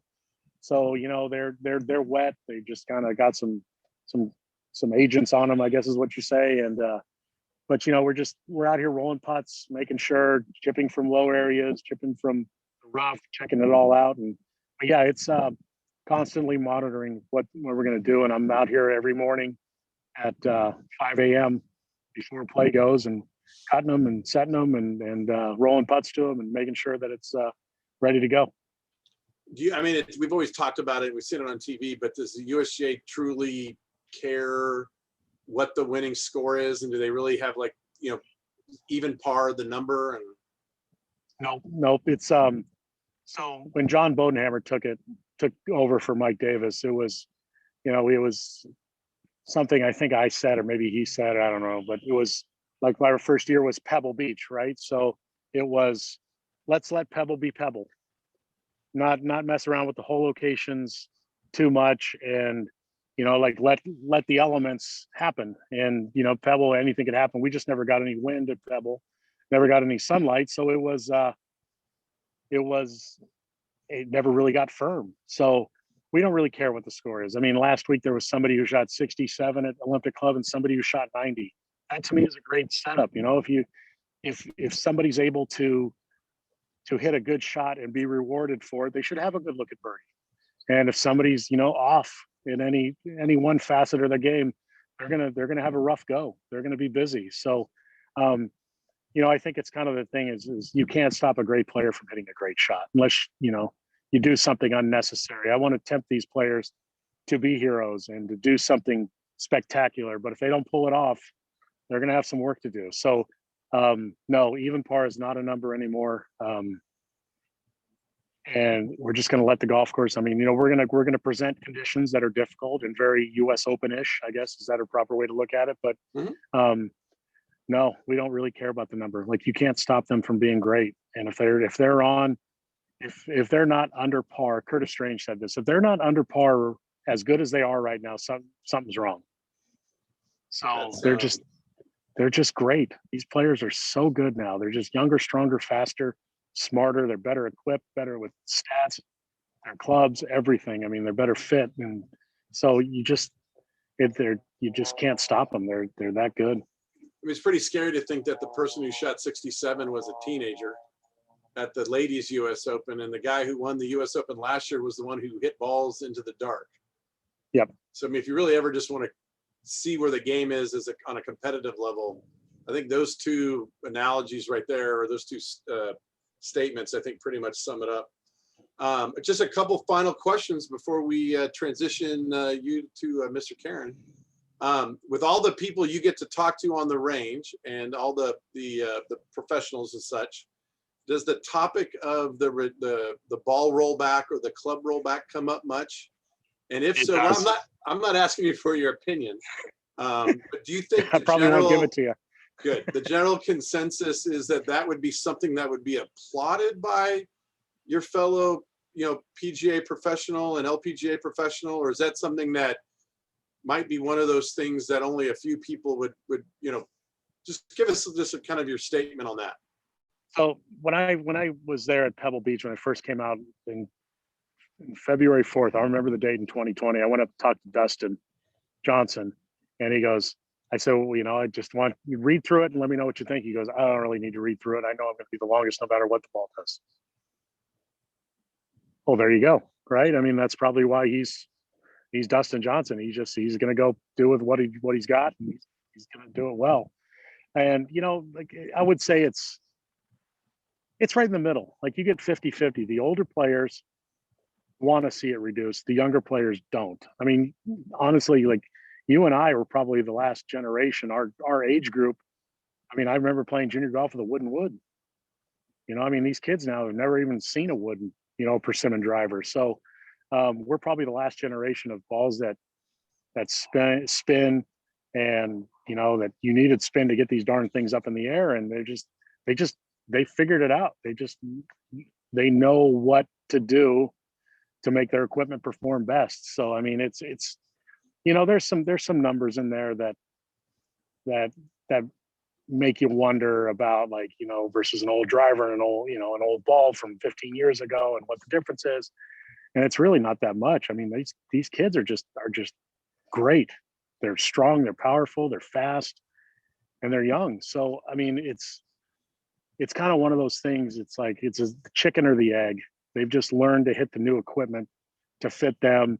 And, like they probably wouldn't be able to hit the stuff that we grew up on. So they've just adapted. They're just, and that still doesn't take away the necessity for land or water, especially in Southern California. Water prices are going through the roof right now, and resources and people, and to keep these big properties up. But I think that's what it's about. It's about keeping the integrity of the game to a smaller footprint, more sustainable stuff like that. But the PGA Tour players, they don't care. They're always going to have ballparks to play in. They'll always have big ballparks to play in, like Torrey Pines and whatnot. But so it's a little bit of education from both sides that we need to do. And we're not close to coming to a conclusion, or we're still looking at how to do it. So we just don't want to do it to where it turns people off. But if you look at the numbers, it's really not going to make a difference in the amateur game. So it's kind of one of those things. It's where do you find the happy medium, and where do you keep people wanting to play? And believe me, we don't want to ruin the game. Nobody wants, the USGA and RNA don't want to ruin the game. We want to make sure that people love it and continue, because we also understand that nobody's ever walked off the golf course and said, damn, I just hit it too far today. It's just nobody ever has said that. So, we just gotta find a happy medium to keep this game going for, several hundred more years. I think if you wanted to make it more equal, you just would have them all use my swing. I think that would just bring them all into the middle, and less. I burned my swing to have your golf swing. Kidding me? That's sweet. Well, Jason, that's our 30 minutes. I just want to thank you on behalf of the Southern California PGA, or 1,500 associates and members throughout the Southern California landscape. You've always been a pleasure to us, and we enjoy watching you, whether you're playing or you're, in this case, participating and running the finest golf events in the world outside of the PGA and the Ryder Cup, of course. But I can promise you that we'll all be pulling for you and the USGA and those players in 2 weeks at Torrey Pines, whether we're there in person or not. And we just wish you all the best and can't thank you enough. And I know on behalf of the executive committee, the staff, we're big fans of yours. We always will be. And thanks for taking the time while you had probably more important things to do. And at this time, I'd just like to say thank you to Jason and welcome Jay Karen with the NGCOA, big acronym. And we'll like to pass it to Mr. Shelton, and hopefully he won't butcher that as much as I just did. But thank you all. Thank you. Thank you, guys. Well, Mr. Gore, thank you. Eric, thank you very much for doing that. Always cool to get a new perspective and rehear some things from inside the ropes, from truly inside the ropes. So super cool, and to do that from right on the golf course at Torrey Pines made it even more cool. So guys, thank you for that. The second part of our education today is with Jay Karen. As Eric Lohman alluded to, Jay is the CEO of the National Golf Course Owners Association, and Jay has always kind of been in the hospitality space and kind of running kind of trade associations, if you will. And Jay actually had kind of started out in the professional setting, working for the National Golf Course Owners Association, kind of at the bottom. Worked his way up through a number of positions, left to go into kind of hotels and unique inns and bed and breakfasts, and then has returned to the NC National Golf Course Owners Association as their CEO. Eric, I think you doomed me or cursed me by saying that. So excited to have Jay here. Jay, thanks for being with us. And Jay, are you okay? Can you hear me? Yeah, can you hear me? Fantastic. We got you there in your golf clothes. I see you've got your Pga Championship drink there. The PGA logo too. I didn't see that on the screen originally. Man, you are drinking our PGA. So thanks for being here today. Like I say, Jay runs the National Golf Course Owners Association, so it gives us a very unique perspective of golf course owners. And we're going to talk a little bit today about kind of navigating the golf industry post-COVID. So we've got a couple questions that I'm going to ask Jay, and we'll see where the conversation goes. But kind of just want to start off with, Jay, can you tell us a little bit about the NGCOA? What does it do for those that don't know? And can you tell us about the mission? Yeah, no, certainly. Robin, thank you, and you and Tom for inviting me and including me in the event. The acronym is so funny because, our very first acronym was GCA back in the 1970s, the Golf Course Association. And it changed to the National Association of Public Golf Courses sometime in the 80s, and then to NGCOA in 1990. So we've gone through some iterations. We're actually talking about simplifying it. So I'm glad you guys are messing up, because it helps build my case for simplifying it. Well, yeah, I mess up a lot of things, so don't use me as your test sample. Eric, on the other hand, doesn't mess up anything, so use him as your case study. Well, in the alphabet soup of associations in the golf industry, we represent the owners and operators, and I guess the employers and the corporate owned golf courses, private, public, everything in between, no matter the form of ownership. That's kind of the segment we represent. So in our mission is simply to support the success of golf courses around America. It's very broad, but it's simple. And we do that in a few ways. We do a lot of advocacy work. Sometimes we're the tip of the spear on lobbying issues, taxation, environmental, labor, you name it, especially at the federal level, but sometimes we get involved in state and local issues. We have some advantageous commercial programs for our members to save money on all kinds of products and services with the golf course. And I'd say the crown jewel of what we do is education, Robin. We publish Golf Business Magazine. We put on the Golf Business Conference, the Golf Business Podcast, and we do a show every month called Golf Business Live with the PGA Secretary Don Ray. And we talk shop about what's happening in the industry. So we're constantly putting out education to golf course owners and operators on how to be successful. And since you mentioned kind of those education opportunities in Golf Business Live, how do we find those? How do we access those? Are those available to golf professionals, or are they to association members only? Most of our education is available to the entire industry, with the exception of our conferences, which you need to pay a fee for. But even that's more accessible to PGA members now, because we moved our Golf Business Conference to the PGA show every year in Orlando. So it's right there at the convention center.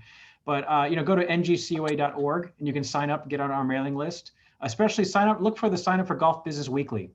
That's a weekly email that we sent out that covers a lot of industry issues, and will promote, what's happening in the podcast, what's happening, with the next Golf Business Live and so forth.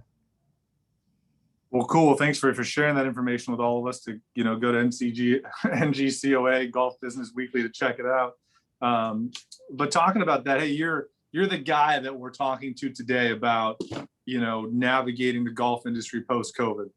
As the leader of the National Golf Course Owner Association, besides just that position, what makes you the guy to be the go-to guy to talk about the subject and the industry of golf post-COVID?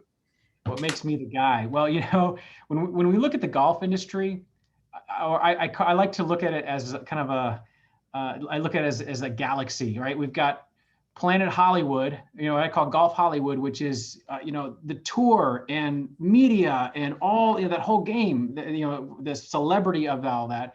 And then the other planet is where all the golf courses live. And that's our industry. That's the trade of running a golf course.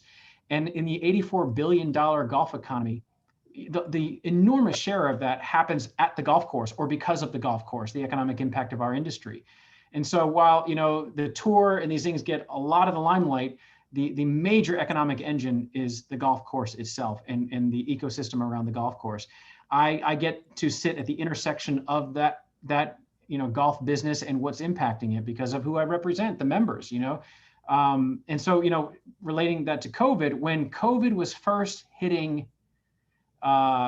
businesses in America in early March of last year, it's no surprise that the first phone calls I got warning me, kind of like, or sounding the alarm, were golf course owners. It was the owner that saw the impending crisis in a sense of, because they are concerned about their asset. They're concerned about their employees. They're concerned about revenue. They're thinking, holy cow, if this thing hits us this hard, we have to do something as an industry about that. So the first warnings came from owners and operators. And so that's who I represent. So whether it's COVID or anything else hitting the industry, it's often the owner or operator that acutely feels these macro issues impacting the industry. So that's, I guess, maybe why I get to be the guy sometimes talking about these issues. So, hey, you mentioned kind of you got reached out to right away when COVID hit. Did you see the COVID kind of increase in golf coming? Was that something you saw as a possibility, or did you kind of stumble on it as kind of all of us did, that this was going to be a big growth increase? That's a great question, Robin. In the first few weeks, nobody saw it. We felt the existential crisis coming because, if you look at some of the statistics out there in a normal year for the golf industry, something like 25% of golf courses report losing money every year. So if you got a fourth of your industry bleeding, cash on a yearly basis, well, and then you have this pandemic threatening to close every golf course down in America. That's what it felt like, certainly in the first few weeks. Well, that felt like an existential crisis. Nobody was thinking that this would turn into an amazing, gift to the industry. So no, we were as an industry came together to kind of fight for our lives early on. And it was during that process when governors were starting to select which industries maybe to shut down and which to keep open. That was happening early in that game too. We thought, hang on a second, wow, we have a gift here, with natural social distancing and the things that you can do with a golf course business that you can't do with a restaurant or a stadium or, whatever it is. We knew we had something special early on in the advocacy to stay alive, but boy, nobody knew that it was going to turn into the demand increase that we've seen. Now you've got your all of your PGA stuff there and logos, kind of proudly there. You shared recently, and I think I came across it on Instagram, on LinkedIn, that here you are, the CEO of a huge organization in golf, and said, I want to become a PGA member. Can you tell us a little bit about kind of why and why do you have the bug to do it? Yeah, well, a few reasons. One is I'm naturally a joiner as a person. If I believe in a cause, I'm going to join the organization that supports that cause. I'm going to get involved. That's just who I've been forever. And so that was a natural thing to see, to look at this in the sense of when you're a member of the PGA and you look at all these profiles right here in this Zoom, I can see, people put those 3 letters behind their names, right? There's no more conspicuous, sign of commitment to an industry than being certified in that related profession. And the PGA membership is kind of that gold standard. And so I thought, well, if I'm going to be this committed to the industry, I should, why not go for this? And that they have a golf administrator category of membership certainly, made it, it certainly made it easy for me to consider. Also, I've been friends and I do business with the executives at the PGA of America, have been for years. And so for a number of years, even dating back to when Bavacqua was there, I said, Pete, I want to join the PGA. And what I'll do is I'll blog about the experience so that the industry and the world at large can see that you can be a PGA member and not necessarily go down the coaching and teaching pathway, but there's a membership for a lot of folks out there. And I'll back channel to the executives of PGA kind of what I'm seeing, what I'm thinking with the owner's kind of filter on my eyes, right? Whether it's the curriculum or the education, the experience, just give them my kind of unvarnished feedback to the headquarters office on what I'm seeing, so that the curriculum hopefully aligns with what owners and operators want today and tomorrow. So I think that thread is now happening. And also, lastly, I want to try my hand at the PAT. I mean, I love competing. And so I've been studying this thing. I'm taking it next Monday for the first time. And I want to be in that 20% class that passes on the first go around. And I think my board members are wagering on how many times it's going to take me to pass, but I've been grinding, Robin. I've been spending a lot of time at the golf course. I'll tell you, there's nothing like going out for the PAT. It has driven me to spend as much time on the range and golf course in my 40 years of playing golf. And do you have a caddy locked up for next Monday? I've got a great young guy who's going to be my caddy, and they actually just opened up the ability to have caddies again. During COVID, they weren't allowing caddies at the PAT. So just now it got reopened. I got a great kid who's going to be my caddy, and I'm playing 36 holes next Monday at Oak Point at Kiowa Island Resort. Awesome. Very cool. You talk about, hey, joining and becoming a PGA professional. And you may have touched on earlier, but is there a resource that you think that, hey, PGA professionals should know about from the National Golf Course Owners Association? Yeah, sure. We have a lot of PGA professionals in our organization already, which is great. A lot of owner operators, come up through the ranks of the PGA. A lot of them are GCSA members as well. We've got some that are both. We got a good guy like Rock Lucas out in Charwood Country Club in Columbia, South Carolina. He's PGA, GCSA, and NGCA. I love these guys. But I would say, when you look at why people come to an association, it can be for all different kinds of reasons. So, but I would say, look, if you're looking at NGCOA, look carefully for a really good deal for your golf course. If you're in charge of buying, we've got rebates and other kinds of programs that sometimes fly under the radar of even our own members, and they're fantastic ways to save money. So one, just that alone is great, whether it's on Yamaha golf cars or whatever product it might be. But I would like you were talking about earlier, tap into the education, get on our list, start subscribing to the podcast, or, get on your Apple or Samsung device or whatever, and subscribe to the Golf Business Podcast. And, go to the YouTube channel and subscribe to Golf Business Live. So I'd say, tapping into the education is the best thing that PGA members can do. And a lot of what we do, Robin, especially the events and webinars and stuff, you can get MSR credits, we're always working with the PGA to make sure that we try to facilitate credits for the PGA members. Well, it sounds like you got a nice win-win there, both getting educated and getting some MSR credits. We've been talking a lot about kind of the Golf Course Owner Association, understanding that. Let's transition a little bit into kind of the topic, right? We're talking about, hey, how do we navigate the golf industry post-COVID? And I think we all kind of work around this number of there's a growth of 30% has been kind of the industry growth, year over year. And we don't really have any good data from Q2 of last year, because that's when kind of the big shutdown was. But what do you see? What can you share about the golf demand in Q2 that we're kind of seeing right now? Yeah, the last thing, the most recent thing I saw was, I haven't seen anything for Q2 if we're talking about April, but, being part of Q2, but, March was something like 45% year over year. But to your point, things started shutting down. So, let's not celebrate necessarily 45% as a performance win over last year. That being said, 2020 as a year over year was an amazing performance. So what I see from an apples to apples standpoint, that things are staying strong.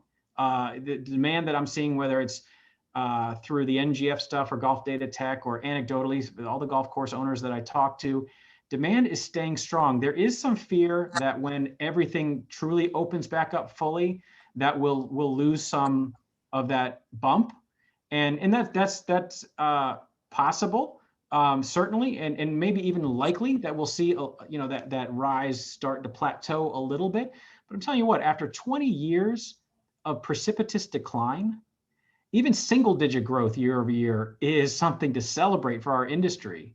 So we don't have a lot of data. We usually lag by a quarter to see, how did we do in the golf industry. But right now, anecdotally, from what I'm seeing, Robin, it's staying pretty darn strong. So if you had to, look into your crystal ball here and, put you on the spot here, what's your forecast for the golf industry for the rest of the year?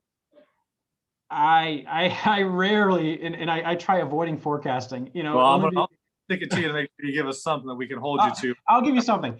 I'll instead of being a meteorologist, these guys that like to predict the weather, I'll act as a climatologist, Now, I like this. Keep going. Yeah, but I can talk a bit about the climate in the golf industry and what I think could happen.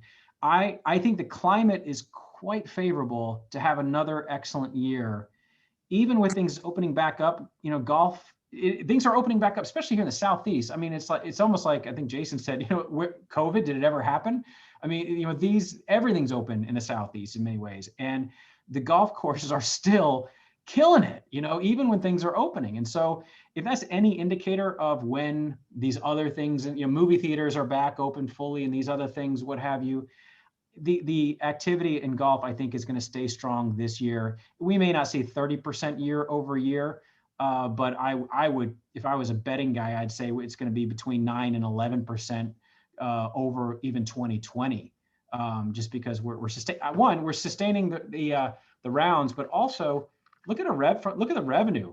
What I love what's happened, Robin, is for the first time since I've been, since the late 90s, am I seeing a confidence in pricing with golf course owners, operators? Instead of looking at who's dropping their price and, oh my gosh, do I have to follow? It's who's raising their price and, oh my gosh, can I follow? That is a completely different economic environment to live in as a small business owner operator. And that is the more important number than the rounds played number, because it's the money that pays the salaries of the employees and the PGA professionals and that pays the bills and so forth. So it's, the revenue number is, I think, going to be good. I think that's a pretty powerful statement you just said, and I may be butchering it, but in the past you said it was who's lowering the price and do I need to match it? And now there's, hey, who's raising the price and can I do it? Yes. So you're very bullish on the future of golf, and I think I heard you say kind of a 9 to 11% increase over 2020's numbers, and that was a big growth as well. So, all right. So a bad first quarter too. If you look at the entire year, add up the entire year of 2020 and what we'll compare it to, end of 2021, I think we'll see a net increase of that, high single digit number. But I am bullish. I'm cautiously optimistic because what I like to say is that the people that came to golf during COVID did so for the very same reasons that people stay in this game for 60 years. When you look at the last time we had this kind of bump in demand, it was the Tiger Woods phenomenon, right? 25 years ago. And that was a Pied Piper effect. These heroes, this star, this hero, attracted so many people to the game to give it a shot. But COVID caused people to want to get outdoors, do something athletic, spend time with friends and family. And that is why people stick around golf. So I'm cautiously optimistic that the retention of all of these new faces is going to be stronger than we saw the last time we saw any kind of demand increase. So what does the golf industry need to do to keep this momentum going? How do we harness and capture and keep it going? Oh, that's a great question. And it is the $64 million question, isn't it? Because when you have 15,000 small businesses, it's hard to treat the golf industry as a monolith and say golf needs to do this and then everybody follows it. It's really hard to do that and to kind of make that kind of statement. But that being said, I think the key to sustainable, to sustain this kind of thing is to focus on the customer experience and to think about that, to act as though we could lose these people. That's the difference between now and let's say 20 years ago, when the wind was at everybody's back, and as an industry we thought we don't need to change, we don't need to be progressive because everybody comes, we get our 36,000 rounds and then we go home, it's great. Well, we've been through a recession and some really difficult years in the golf industry. So now I think the DNA of the industry has changed a bit because of that recession. So now we have the gift of this increase in demand. What do we need to do? We need to be flipping smart about it and treat, and act as though we could lose this. And so what does that mean? Treat the customer like gold, ask them what they want, experiment with progressive practices out there on the golf course, do better with food and beverage. All of these things add up to great customer experiences, which equals great customer retention, period. Well, I think that's a good perspective, or good thought process. We're talking about that. Can you give us your opinion on marketing? I think marketing has gotten very distracted about social media, the number of emails, the posts, the videos. What's something that we as an industry can do to be marketing better? Whether it's as a golf course or as an individual doing lessons, how do we market better? I'll say this sounds a little bit trite, but you market through excellent customer experiences first and foremost. And I say that there's going to be some blocking and tackling I'm going to talk about, like actually implementing marketing plans, but nothing feeds a marketing strategy better than a customer experience where you have a good reputation that spreads because people talk about you. It's like being that restaurant in town that everybody wants to go to, right? It's not because of that restaurant's marketing that everybody wants to go to that restaurant. It's because of their reputation for excellence and how they're treated and all of that, right? That's what you hear when you hear people recommending that restaurant. It's not about, oh man, their Instagram channel is off the chain. No, it's not about that. It's about a great customer experience. Now, so you got to focus on that first and foremost. But if we're talking about the blocking and tackling of marketing, I think what I would suggest is focus on that direct relationship with the customer. If you look to the hotel industry is typically 10 years ahead of the golf industry as far as what they're practicing and what they're doing in marketing and sales. Or even, dynamic pricing, revenue management. These guys were doing this 10, 15 years before the golf industry was even talking about it. But from a marketing standpoint, they all jumped in that swimming pool of third parties, the Expedias of the world and all of that kind of stuff.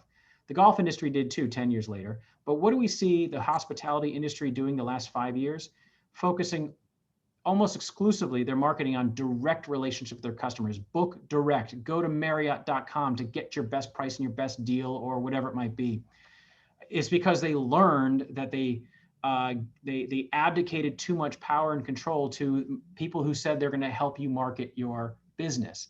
So I'd say that the strategy for the future here is to take marketing in your own control, build your own list, build fields in your database of things other than first name, last name, and email. Find out what people like, why they like it, and target to them. So build that one-on-one relationship is the number one strategy that any small business can offer.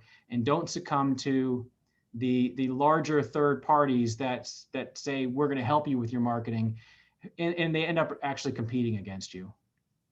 I was going to say that's a big one. I think that we could probably use that for one of our education sessions, whether it be one of our webinars of just, hey, how do we learn from what the hotel industry has done? But speaking of that, like you mentioned that, is there anything from other industries that have done incredibly well through COVID that we should be learning from? Is there anything else you see out there that other industries have done that would be really good for us to try to do or copy? Wow. When you look at what industries have succeeded like wildly in COVID, it's because they had some natural elements that allowed them to succeed because of COVID, whether it's telehealth or, the gaming industry, because everybody's at home, gaming, and that's just, going through the roof, the golf industry and others that we can name that are doing exceptionally well, but that's because of COVID. And there's not a lot to learn from that. When we look at those, success examples, it's about who dealt with the adversity very well, who kind of rose to the occasion, right? In the face of COVID, without the natural talents or abilities to ride the COVID wave. And you got to look at the restaurant industry, look at how nimble they had to be in order to stay alive, right? And to me, it's very reflective of just small business operators in general. And we are an industry of small business operators. I don't care how well known the golf industry is. Golf courses are all small businesses. And even the ones that bring in $30 million a year are qualified as small businesses in America, believe it or not. Well, what I love about small businesses is that they live on the precipice of, or they feel like they live on the precipice of defeat. That, oh my gosh, if we have a bad summer, we could go out of business. And that fear and that anxiety drives creativity. It drives passion. It drives people to come to the table and do a great job at the business. The restaurant industry was a great example of that during COVID. I also think the association industry in general, I mean, that's my profession. I'm a golf guy, sure, but I'm really first an association guy. That's my profession. I'm an association executive. Associations were hammered during COVID because we put on events. We put on conferences, conventions. We were hammered. And so we had to, collaborate and figure out how to survive. And we did. We brought so many things to a digital platform. Look at this. We're doing this meeting on Zoom. We've got, we had nearly 100 participants sticking with it, and which is great. So we can really bring association management into the 21st century. And we were kind of forced to because of COVID. So those are two kind of off the top of my head kind of examples. So it sounds like, hey, the attitude is the big thing, to just be open to, just adjusting and being able to, I think the word you used was nimble. Yes. Yeah. Which was very good. Hey, we've only got a few minutes left in time here. So I'd love to kind of throw a little rapid fire type of questions at you. So I'm just going to throw a question at you. You answer as quick as you can. First thing that comes to your mind. Jack Nicklaus or Arnold Palmer? Palmer. Would you rather own a private club or a public course? Private club. Why? Because diversification is what you have to do at a private club. You're forced to diversify what you do because it's all about the dues income. A public golf course, most of them, you've got one thing to sell. It's that golf, and I'd like to offer 20 things to my members. Would you rather have the driver yips or the putter yips if you had one? The driver yips, because I feel like I could fix a driver situation in a matter of hours or days. But if I have the putter yips, I feel like it could take me a few weeks to get through that. Who would you rather have as a partner in Trivial Pursuit, DJ or Brooks Koepka? Is it a drinking game or no? No, Trivial Pursuit. Who's your partner? Who would you rather have? I'd say Brooksy. Brooksy. Would you rather win the Masters or would you once or 25 PGA Tour events? I would rather win 25 PGA Tour events and rather than one Masters, because I think we people that win one Masters only can often be forgotten in history, but somebody who wins 25 PGA Tour events, that's pretty damn impressive.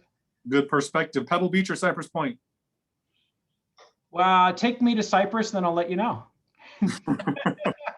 But I do say Pebble, people ask me all the time, what's your favorite golf experience? What are your favorite courses when they know I'm in the golf industry? And I always say Pebble is my #1 experience overall. It's not necessarily the best golf course I've ever played, but it is overall the best experience. And I got to put Lancaster Country Club and Lancaster, PA as a close second place. Who's the best golfer to ever play the game? Pound for pound, I'd say Kathy Whitworth. She won 88 events, in the LPGA Tour. So pound for pound. Now, if you're looking at historical context, I'd say Bobby Jones. But if we're talking taking away any context, any pound for pound thing, it's got to be Eldrick Woods. Eldrick Woods. You said you got a lot of friends in the PGA Executives. Who's your best friend of the PGA Executives? Oh, let's see. I work mostly with Jeff Price, and I probably laugh about things more with John Easterbrook. And then Seth and I, we have Seth. He's kind of my Maharishi. He's just the coolest dude with the smartest things to say. I love hanging around him. I'm gonna drop your name now next time I see those guys. Hey, you got your PGA Championship shirt on. What was your favorite moment or favorite thing about the 21 PGA? Oh, wow. To see Phil hold it together those last 4 or 5 holes, just the ice in his veins to hold that together and to see, to win it for the old guys, because I'm knocking on 50, and so to see that was that was special, really special. Would you rather be a losing Ryder Cup captain or a winning President's Cup captain? Oh wow. Oh my gosh. I gotta say losing Ryder Cup. How long will it take you to complete the PGA program? Well, after I pass the PAT on Monday, I'm hoping it'll take less than 2 years to get through my education. I'm going to pound through it. Last question, what makes golf so great? There is no other experience on earth like it to build relationships. Nothing like it. Nothing where strangers are willing to come together and spend 4 hours together and build a relationship and be friends by the end of it. Nothing else on earth is like that. That's pretty powerful. Well said. Jay, thanks for taking time. Thanks for being here. Thanks for answering all of our questions and helping us kind of understand how to navigate the golf industry post-COVID. Good information, for good answers, and we'll be checking out Golf Business Weekly for sure. So thank you. Thanks, Robin. Always enjoy spending time with you guys. Take care. All right, so 2 last closing things here. We had a kind of a what do you want to call it? A drawing, a raffle for 2 U.S. Open tickets for Friday. We talked a little bit about earlier with Eric Lohman and Jason Gore about the restrictions. We were able to get 2 tickets to the U.S. Open for Friday. The staff decided to pull a name, basically the 40th person who joined the call, and that was one of our staff's idea, because I'm the 40th president of the Southern Cal section. And let me check and see who the winner was.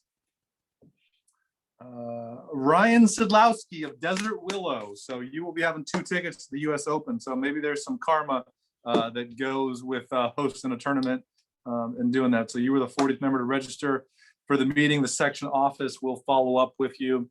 There was one last chat question that came in later. Will the section PGA be offering any education on how to work best with union, municipalities, and government agencies? So that was kind of a last minute add there. So thank you for that. We will take a look at that, about adding that to an education as a possibility related with everything that's going on. So we'll explore that. With that, it is 6 o'clock. Wanted to keep us on time here. We're a couple minutes over. So everybody, thank you for joining. I hope you found the time beneficial, enjoyable, and the education to be helpful for everybody. So have a great night, and thanks for your support of our industry and what we're doing right now to grow our game, because as we've alluded to, it's some powerful stuff there from Jay Karen. We do great things to bring people together. We're busier than ever. And just thank you for growing the game, promoting the game, and just being great ambassadors to it. So have a great night. We'll see everybody next. Our next meeting will be in person. So everybody, again, thank you for being here. Everyone stay on too. We have some partner presentations as well coming up here, but I saw Seiko raise her hand, so I don't know if she had a comment or question. I'm sorry, I got lost off of my agenda. I was so excited thinking about, no game brings strangers together for 4 hours and we'll become friends. Nothing else can do that. So I got an emotional deep dive of Kathy Whitworth and everything. So yes, there is additional education being held this afternoon. So optional education, 4 up, Rapsidor, Rodmore, Top Tracer, with David Kuhn, we'll be talking about. So Mr. Kuhn, to you, sir. I do see, is it Seiko? Do you have your hand up? Did you want to say something? Maybe you should go first, and then I just wanted to talk about Gibbs and our upcoming topics real quick. But we can close with that then. Perfect. All right. So thank you, everybody. As Robin mentioned, we've got some great partners here this evening to continue the education with this meeting. So I want to first thank all of them for being a part of this meeting, and then thank all of you, the PGA members, for being here today and being a part of this summer virtual meeting. So to kick things off, we have 4 speakers this evening. I want to introduce the presenting partner of our Pro Scramble and virtual summer meeting.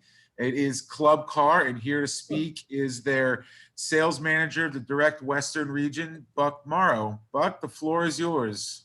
Thanks. Can everybody hear me all right? Am I coming through clear? All right, You nice are. one. Yeah, everything was shutting down there. I'm like, did I miss something?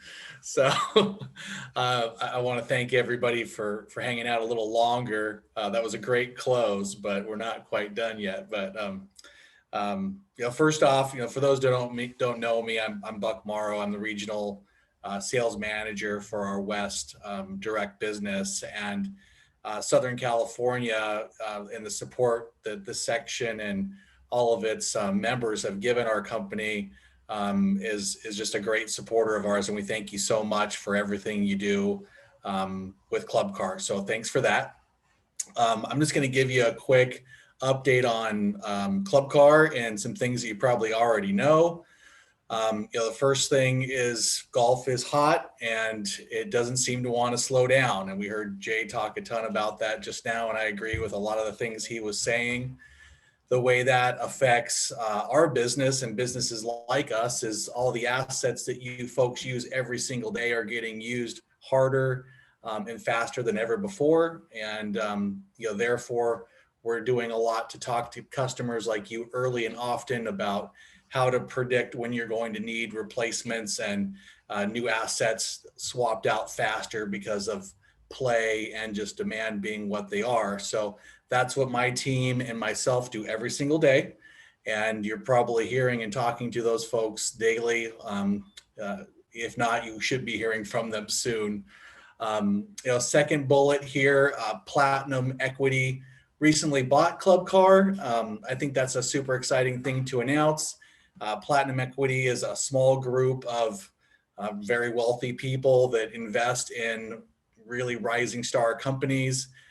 They saw ClubCar as an opportunity to purchase from Ingersoll Rand, which is a big industrial company that's owned us for, I want to say over 20 years now. So now with Platinum purchasing ClubCar, we're a standalone business like we started at when we were founded, and we can really get all the support from Platinum to do the things that we need to do to be not only making the best products for golf and consumer, but give you all the support and resources that you need to come along with that. So we're excited about that happening. Some updates on what we're offering, if you don't already know, on the fleet side. We do have a few new options really on our people mover products. That'll probably be a slide here coming up, but here we go. So first off, I guess the biggest update to talk about is lithium.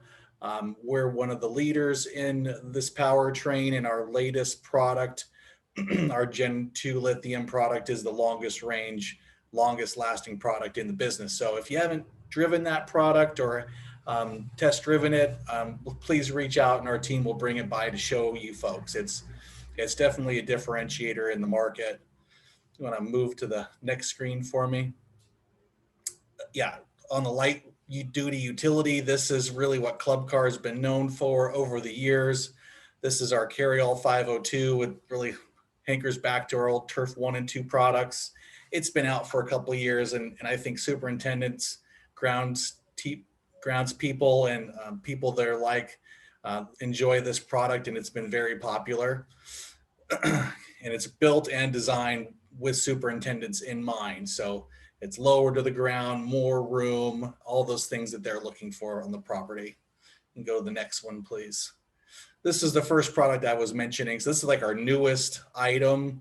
It's the refresh of our people movers and our villager family. We make a 6 and an 8, and now it truly resembles and connects to the rest of our fleet products.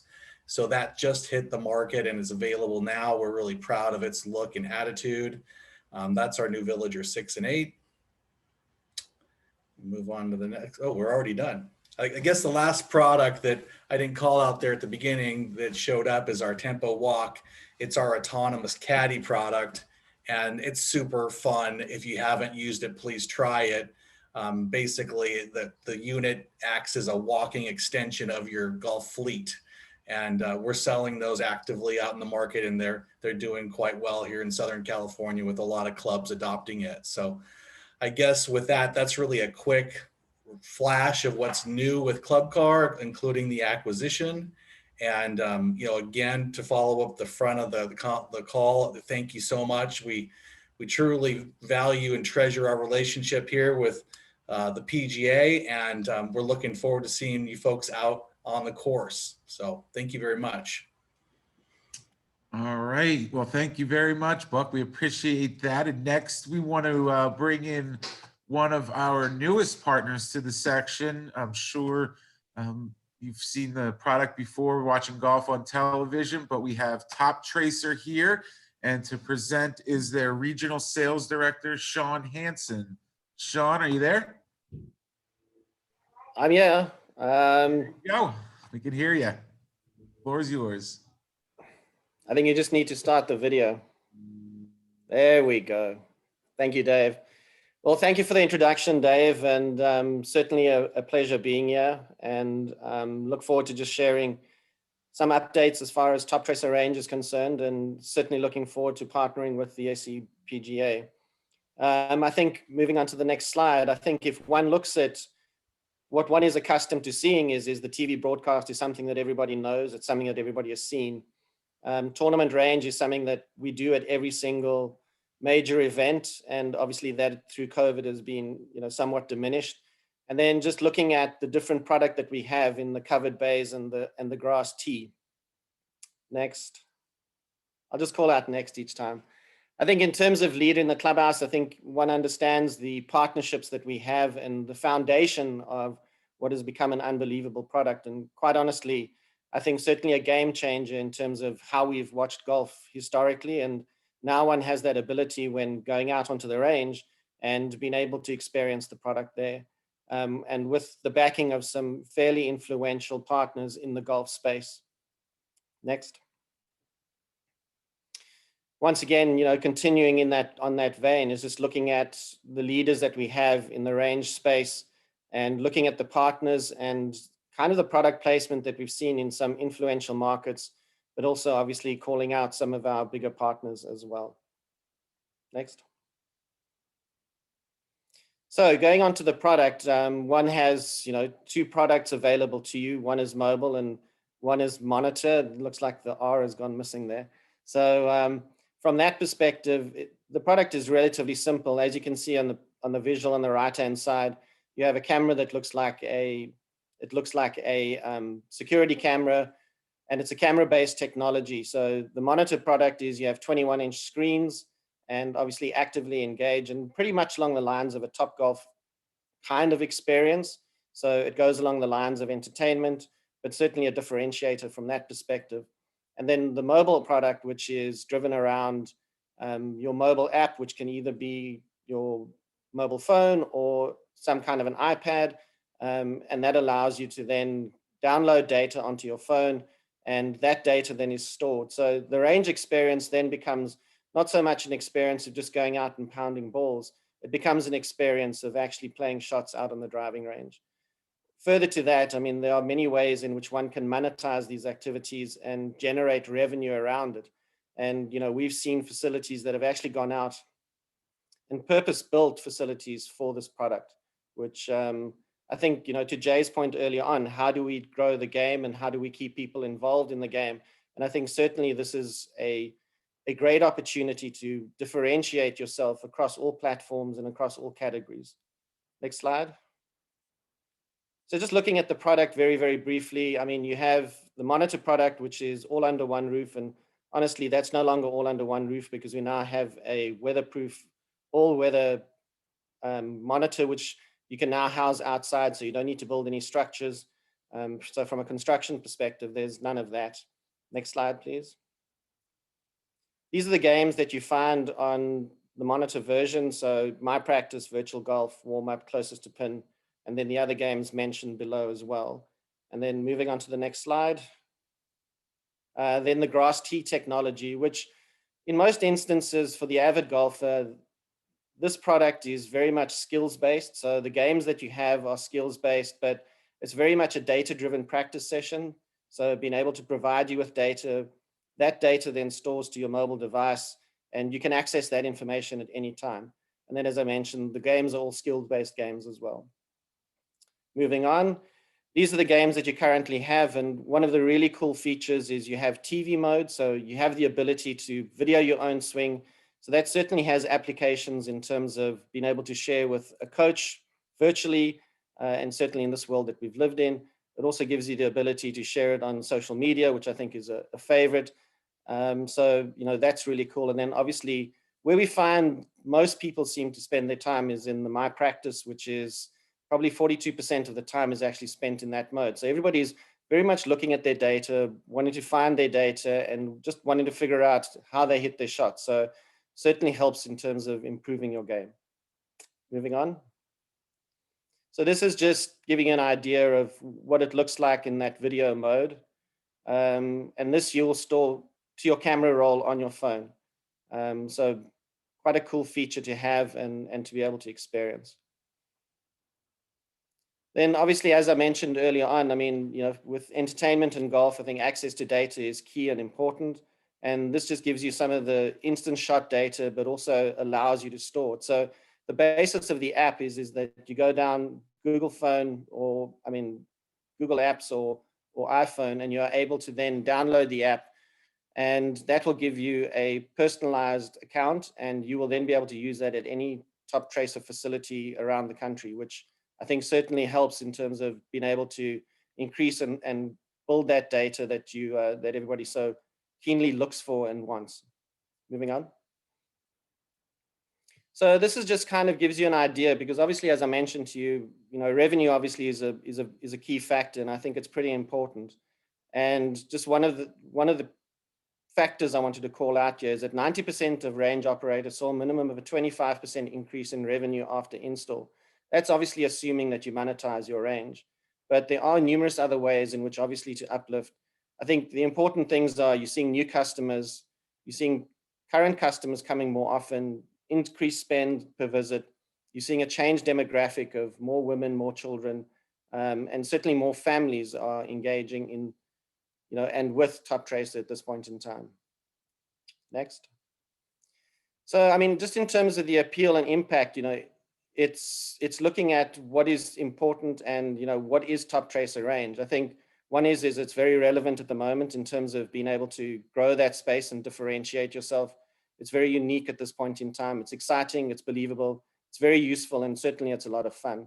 So, I think certainly what it does is we look at club retention, but we also look at attracting new members as well. And I know that in this day and age, it's not necessarily that much of a problem, but as we said earlier on, is that once we see, when people start returning to other forms of entertainment, how do we as an industry retain those people at our golf courses? And I think, Jay made a very good point in terms of the difference between the peak that we saw 25 years ago and the peak we see now, is that people are looking for alternatives in open space and where they're not under any threat.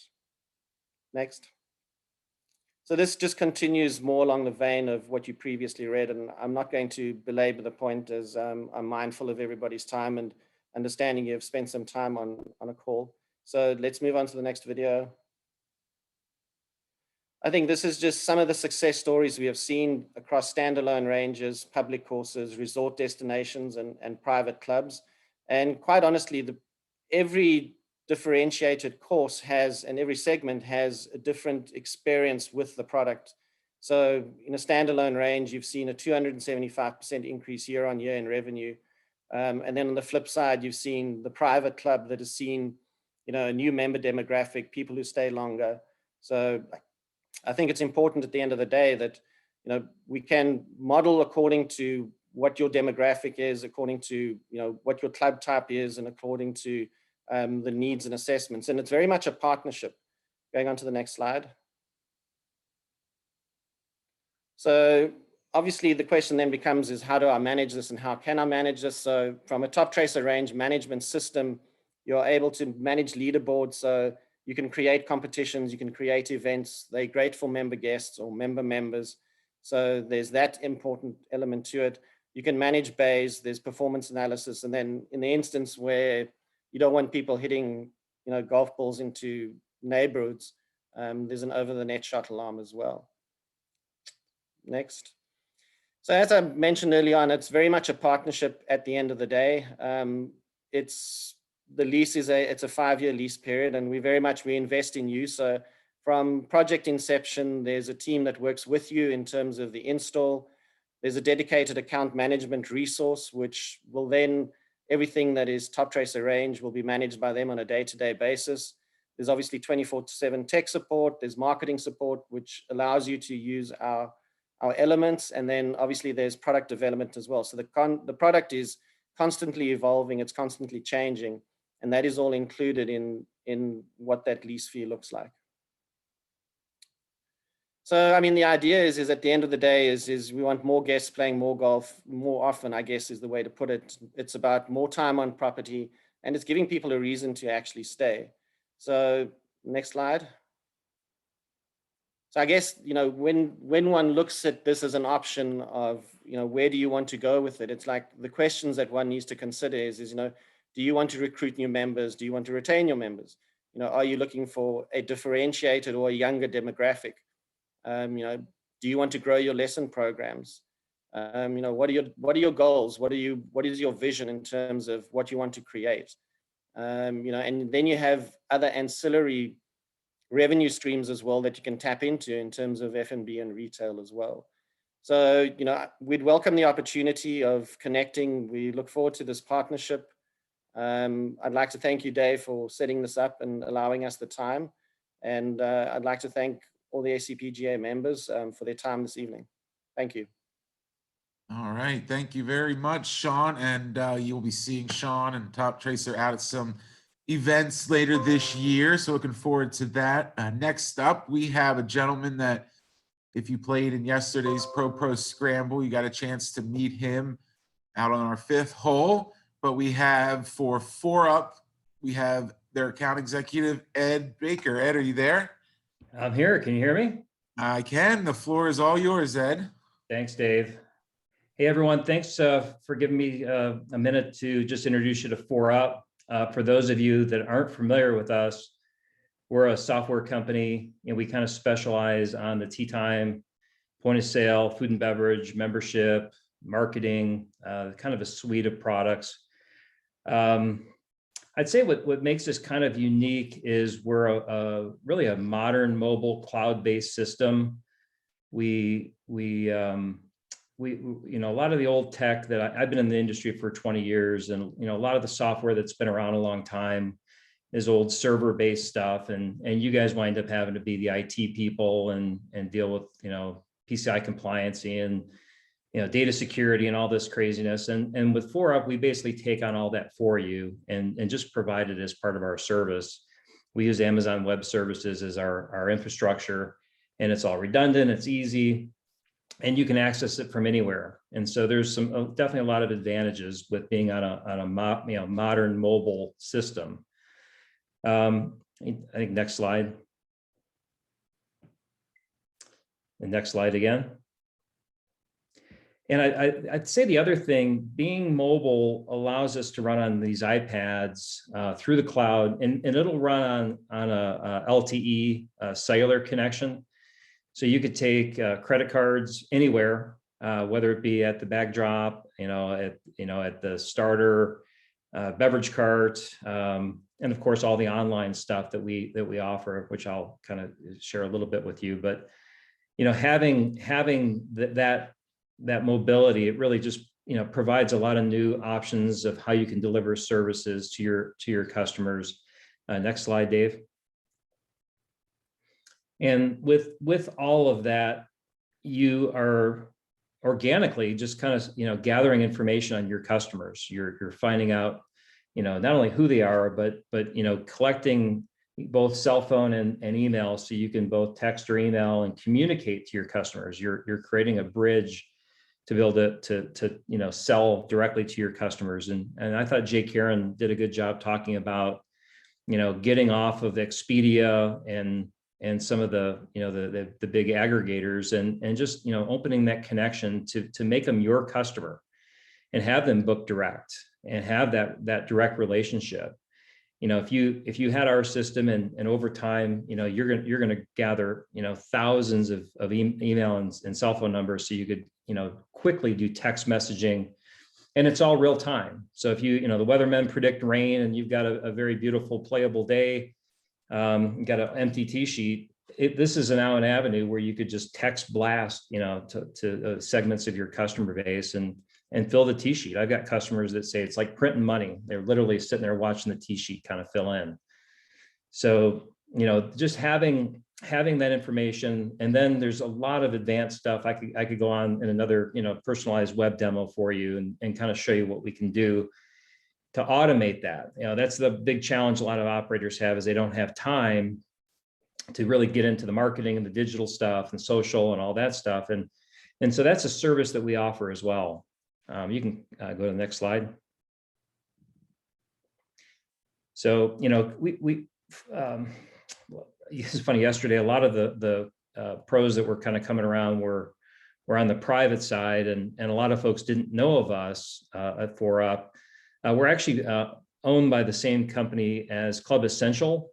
We're part of the Club Essential holding group, but they do a great job on the private side, and then on the public and daily fee, semi-private, even light private, we really do a good job of servicing our clients. We're just surpassed 1,600 clients nationwide.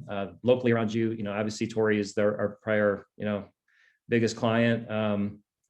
PGA West.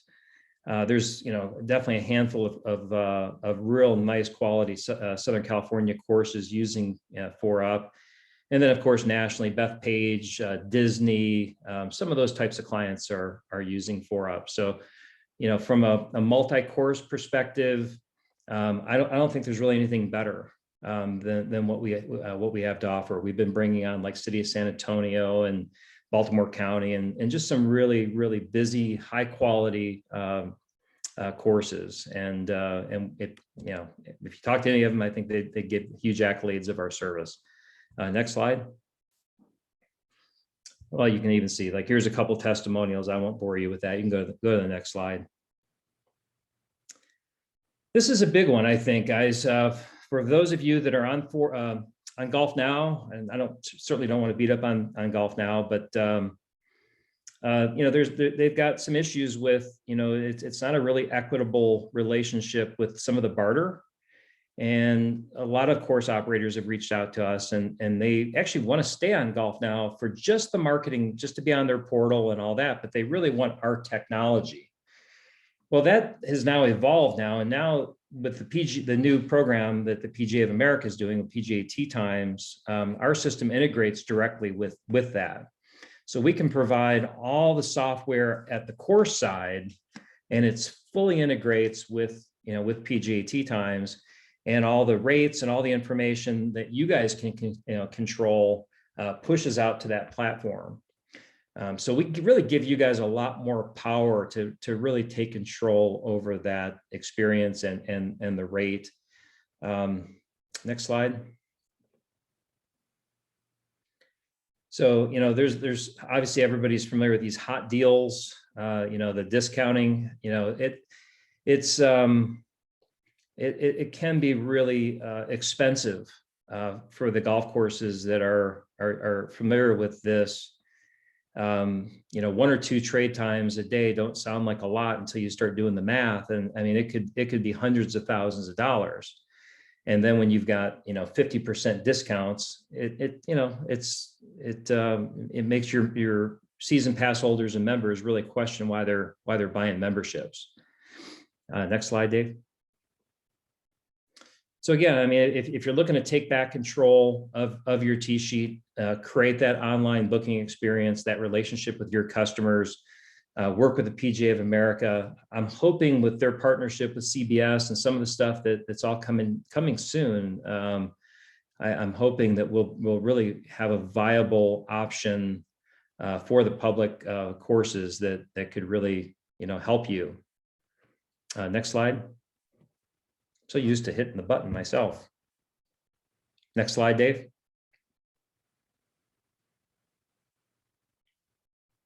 Dave. Sorry, Ed, I'm not actually controlling that. Bryce, are you able to hit the next slide? There we go. So I'm just going to leave it. I know it's kind of late in the day. Everybody's probably tired. If anybody knows of anybody looking for software, wants to learn more about 4UP, if you contact me directly, obviously Dave can get you, here's my info at the bottom there. If you directly are looking for technology, I've got for the PGA Southern Cal PGA members, basically a $500 hardware credit that I can apply toward your deal. If you personally aren't in the market for software but know somebody that is, if you introduce them to me, and of course one of my other reps isn't already working with them, if it's a new lead, if you will, I could give you a spiff between $250 and $500, depending on kind of what they spend. Could be either a Visa gift card or Amazon gift card to you directly, just for making introductions. So we really want to thank you for this opportunity, Dave. Thank you for yesterday, and again, it was super nice to meet all of you that were at Desert Willow yesterday. But looking forward to hopefully talking with you more. All right, thank you again, Ed, for yesterday and for being a part of our summer virtual meeting today. And to round out our partners for this evening, another partner you may have saw yesterday at the event, we've got with Rapsodo, Ryan Burke, their manager of golf sales. Ryan, are you there? Yes. Thank you again for having us. It was a great time yesterday. Desert Willow was a great golf course, and obviously saw a lot of you in person yesterday. So I think most of you got a really good opportunity to see what we do. We are a consumer launch monitor, so it's a great opportunity to get technology in front of your members. Why don't we just go ahead and go through the next slide? Really, a little history on us. We're founded back in 2010. Those of you that don't know, we are also the producer of SkyTrack. So pretty big history in simulator and also in baseball products as well. So offices in Singapore, Turkey, St. Louis, and Japan. We've got about 150 employees. We'll go to a quick video. It's about a 1.5-minute video. It'll give you a general understanding of what we do on the next slide. So if you move that forward, if you can get that to play, I think this will give us a great overview, and then we can just go over the quick options that your club has, and we can get you guys to dinner. Experience the Rapsodo mobile launch monitor. It pairs the camera in your phone with state-of-the-art radar technology to capture swing video and ball flight data, so you can analyze, adjust, and dial in your performance shot by shot on the range. We measure carry distance, ball speed, club speed, smash factor, shot shape, launch angle, and launch direction. There are 3 play modes: practice, closest to the pin, and long drive. All shot data is saved for review during and after your practice session. Evaluate your shot scatter, ball trajectory, including GPS location with shot stats. Watch and share your video that features a shot trace for real-time feedback. Use the Explore function on the app to see the best shots taken on MLMs from around the world. With breakthrough features like visual club change, your mobile launch monitor will be the first thing on your golf bag. Your game comes together at the point of impact. So get real-time insight for all-time performance.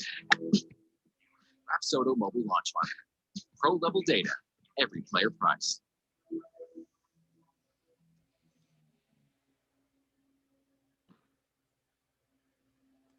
That's great. So guys, going back to it, like I said, many of you saw this yesterday, but it's a great consumer product. We've got some great shot traces like you'll see on the PGA Tour, some interactive shot, club changes, things along those lines. You can go to the next slide as well. As far as player data, many of you that may be instructors that don't have the access to your TrackMan or GC Quad or Flight Scope, this is a great opportunity for you to add some technology to your instruction and also bridge the gap in that technology between yourself and your players, because this is a price point $500 product retail, and it's within 1.5% of TrackMan. So you're going to get launch angle, launch direction, distance, ball speed, club speed, and smash factor. I think great metrics that are going to help in your coaching and help getting people to understand carry distances versus total distances. And if you go to the next slide, what we are doing is we understand technology is very difficult to bring in golf courses. I think we kind of touched on that earlier, but we're offering a wholesale and club special programs to all of our members within the Southern California PGA. Ultimately, we're allowing you to send out an email that we create to your membership. They'll get $75 off of the purchase, so they're going to get it for $425. And then every purchase that happens through your club, you're going to get $75 towards merchandise for the golf shop. We see this as a great opportunity to not only expose our technology to your membership, but also to be able to bring in some for profit within the golf shop. So I don't want to take any more time. We have seen each other yesterday. So you'll see my information here on the end. If you're interested in sending out that email to your clubs, or if you'd like to speak about our wholesale opportunities, member guest, tournament gifting, I'm certainly here. I'm a PGA member in the Southwest section. So we're always happy to come over and support tournaments that you may have at your club. If you are one of the PGA professionals that haven't purchased one of these MLMs, there's that code in the right-hand corner. Just put R Burke MLM Pro at checkout on our website, and you're going to get it for our PUD pricing at $325. So please do reach out if you have any questions. And thank you again. We are really enjoying the partnership with the Southern California PGA. All right. Thank you, Ryan. And thank you to all of our partners that were part of the Pro Scramble yesterday and our virtual meeting today. And Seiko, are you still on the call here? Yes, I am. You are. All right. So we are going to let Seiko take us out and close out the meeting with some information on our Gibbs webinars. Thank you, Dave. And thank you guys for your time today. Real quickly, the Gibbs, just a reminder, is the golf industry business seminars. We have one more session in the work balance topic, or work-life balance topic. We have Clint Howard from Tulsa Fitness. He's also he's the owner of that, so he knows all about work-life balance, and he's also a mindset coach. So he's gonna give us some bullet points on how he can help you. And then we have two more topics for this year. The next quarter topic is going to be on golf course management, such as increasing green fees and talking about food and beverage and marketing. And then the last one, the last topic is career enhancement. So those are on Fridays at 9 a.m. So please make sure you put that in your calendar and join us, because we really want to make sure that we take good care of you as a person, and so you can bring value to your golf course. Thank you, guys. Have a great evening.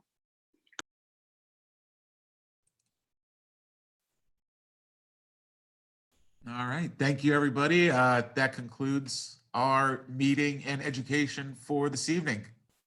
See you at the next event or webinar.